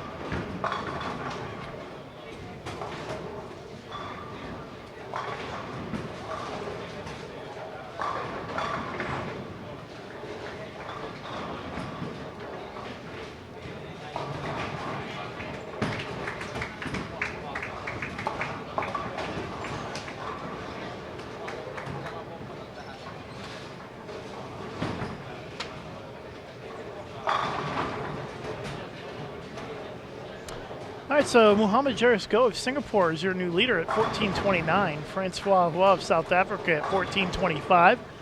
Ildemaro Ruiz of Venezuela at 13:74, so he makes a big jump. B-Boy Rivera of the Philippines is 4th, and Mark McQueen of Scotland is 5th.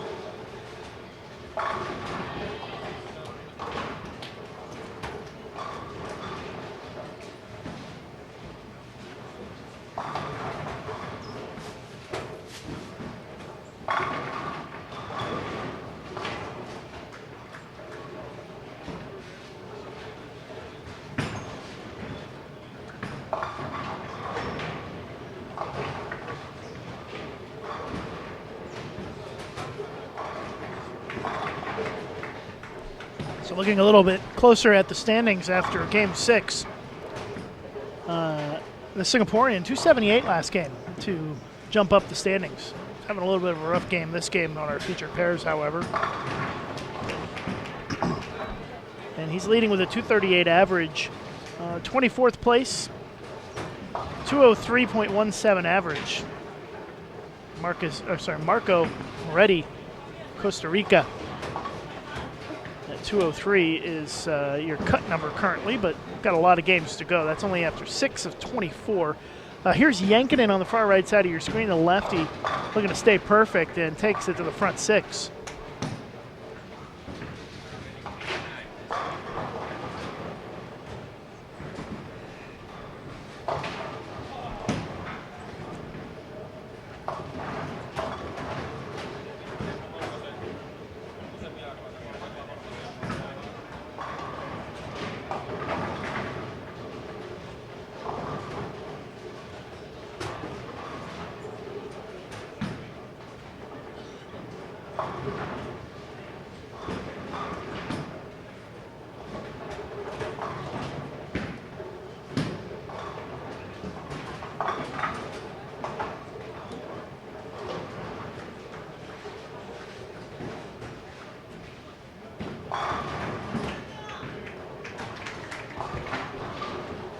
A little bit of excitement here on our featured pairs in our 7th game. Front 6 brewing. We have not had anybody start the game with that many strikes, I don't believe, here on our featured pairs today. As Go trips out the 2 for the double for Singapore.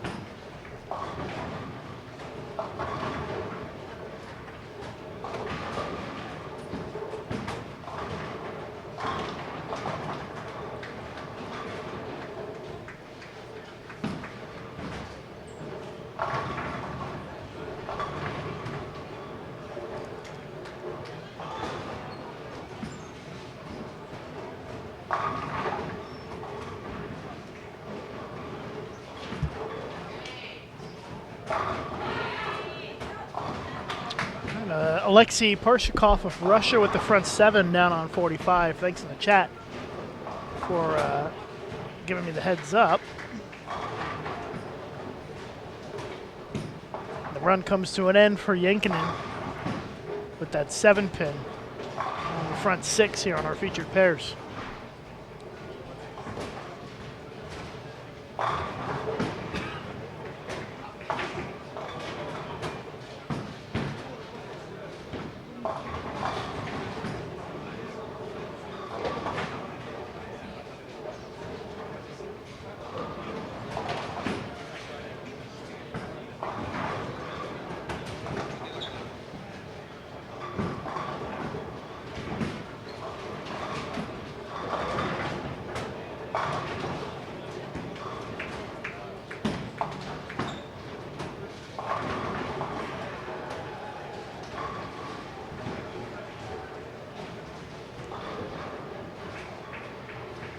One more game to go for the men today to close out round 1 qualifying.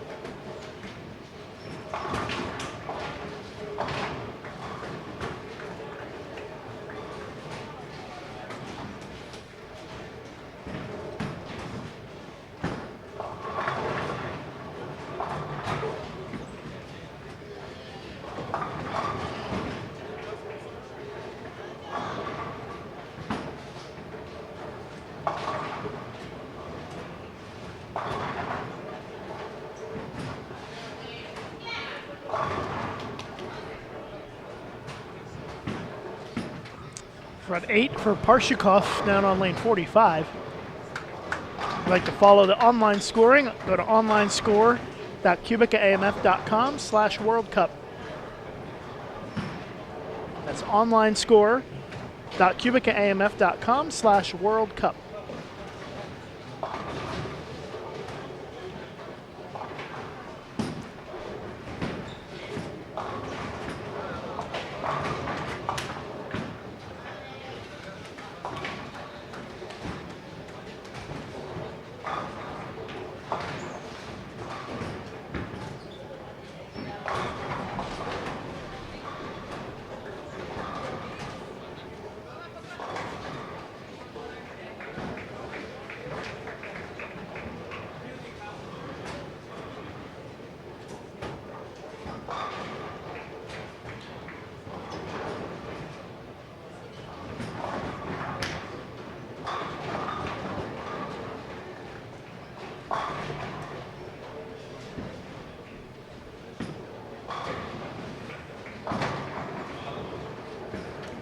And looks like Parshikov missed in the 9th. He left a single pin and made it.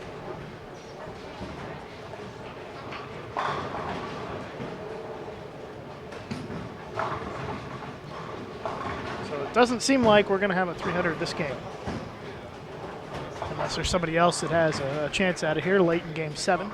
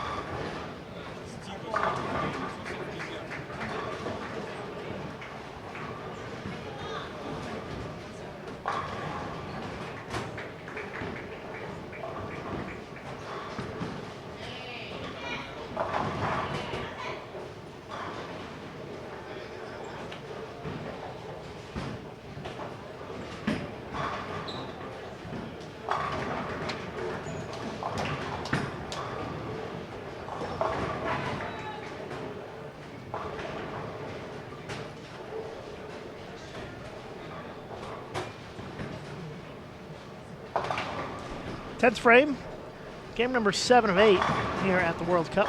Opening round qualifying for the men. One more game to go. And then we'll have a re-oil break and the women will be out in a little bit more than 2 hours from now.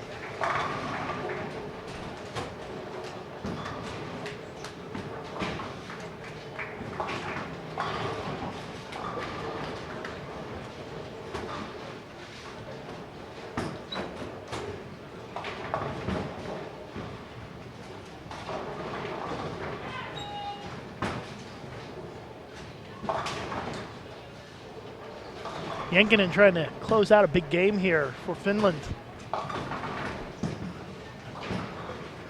He's throwing it very well. And he can get to 259 this game. A couple more strikes.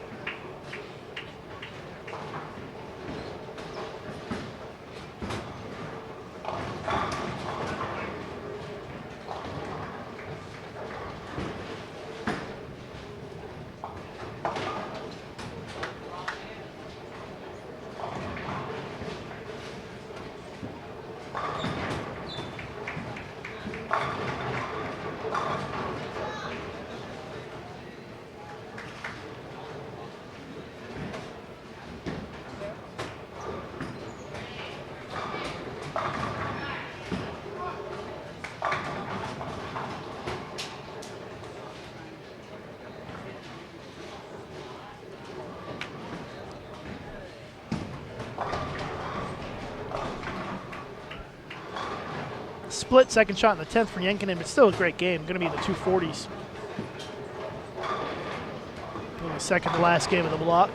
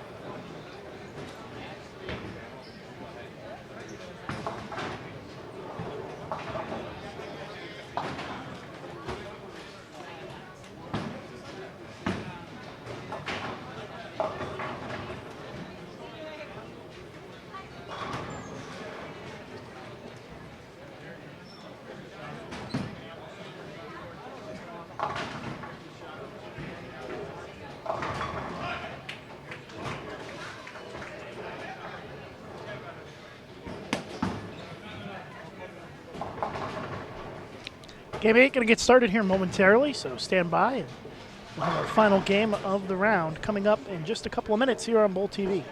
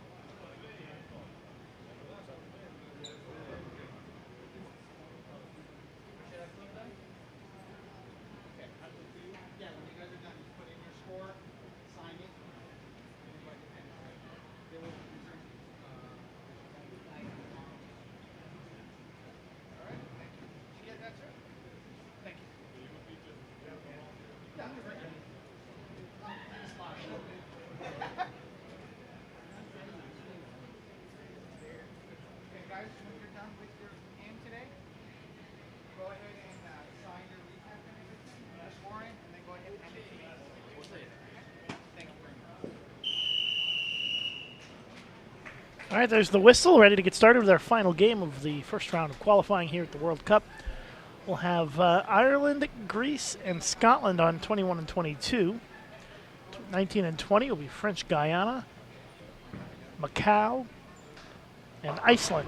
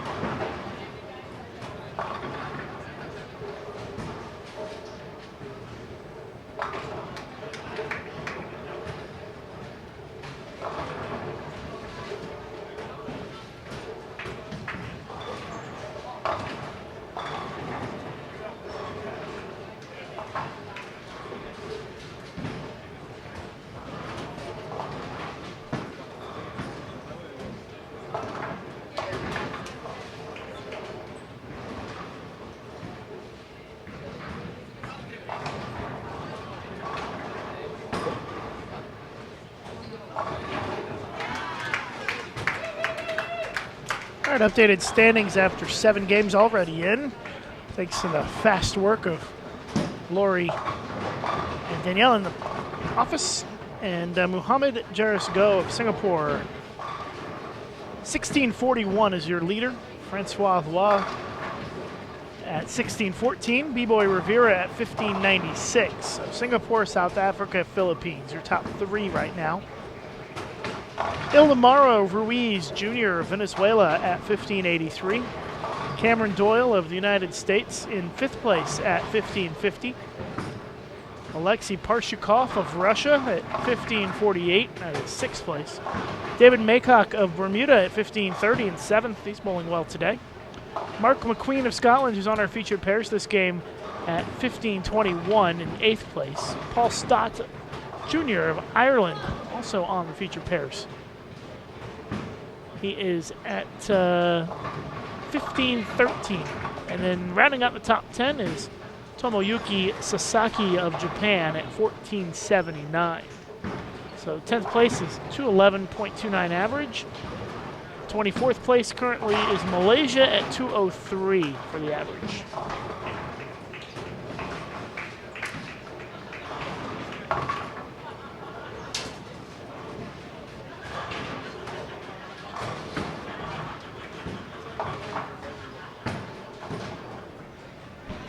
Final game for the men, and the women will be on in 2 hours here on Bowl TV with their first round of qualifying.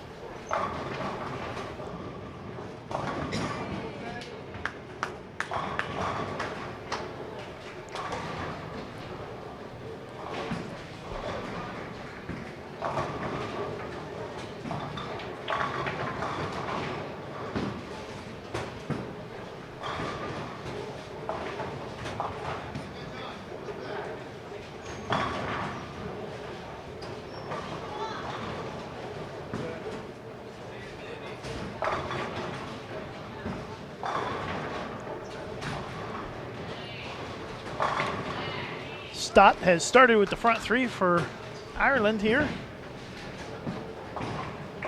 It comes up a little light. Oh, and gets the 8-pin to go backwards as it rolls around.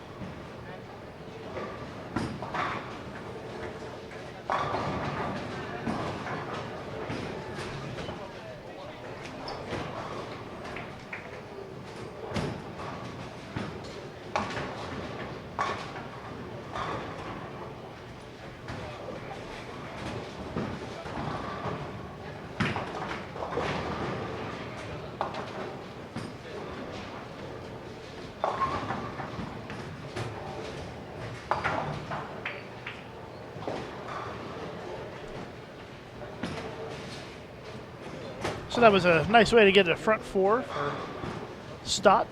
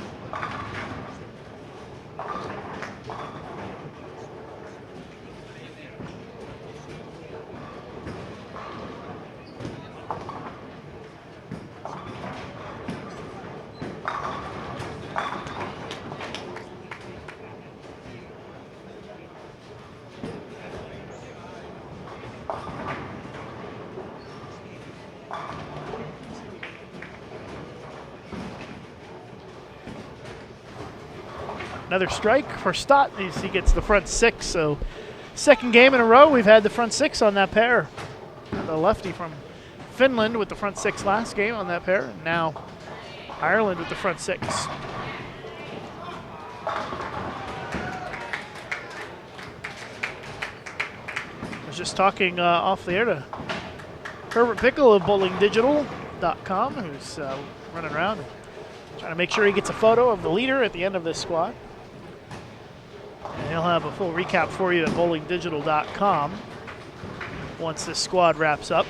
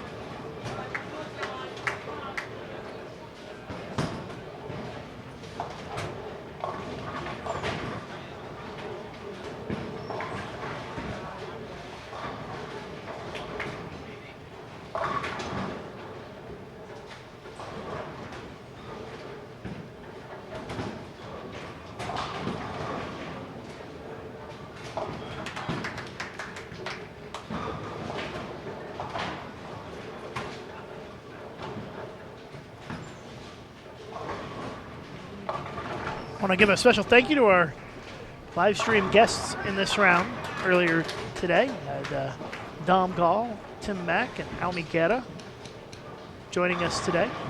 And we'll have some more guests as we go along throughout the week. Stott with the 2-4 ends the run of strikes at 6. A good start to this final game for him. He's pretty high up in the standings coming into this game. Stott sitting in 9th place with a 216 average so far today.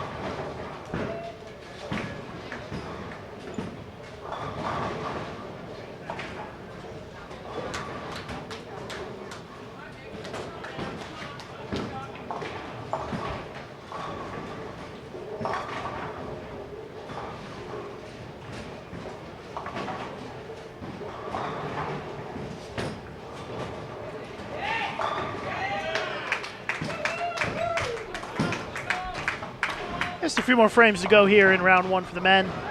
You'll be able to find all the final standings at QubicaAMF.com. Click on the Bowling World Cup icon at the top of the page. And our women's squad will get underway in an hour and 50 minutes here on Bowl TV. They'll bowl 8 games this afternoon. Men will be back on the lanes tomorrow afternoon. They'll bowl second tomorrow. The women will bowl in the morning.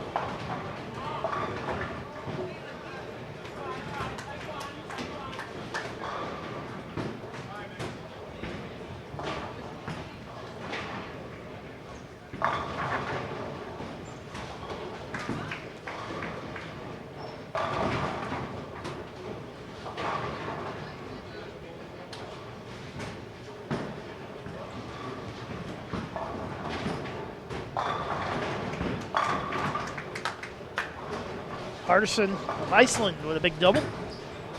He gets a little fired up. A couple of frames to go.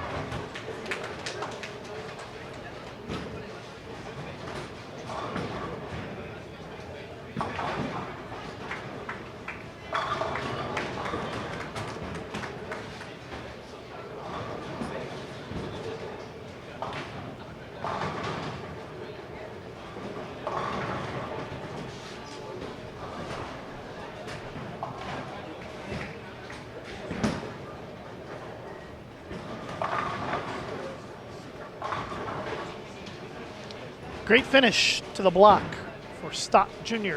of Ireland. 258 with a strike on his final shot here. And a great start to the tournament for him, 255. As he gets to 1768 the 8 games, plus 168 for Stott.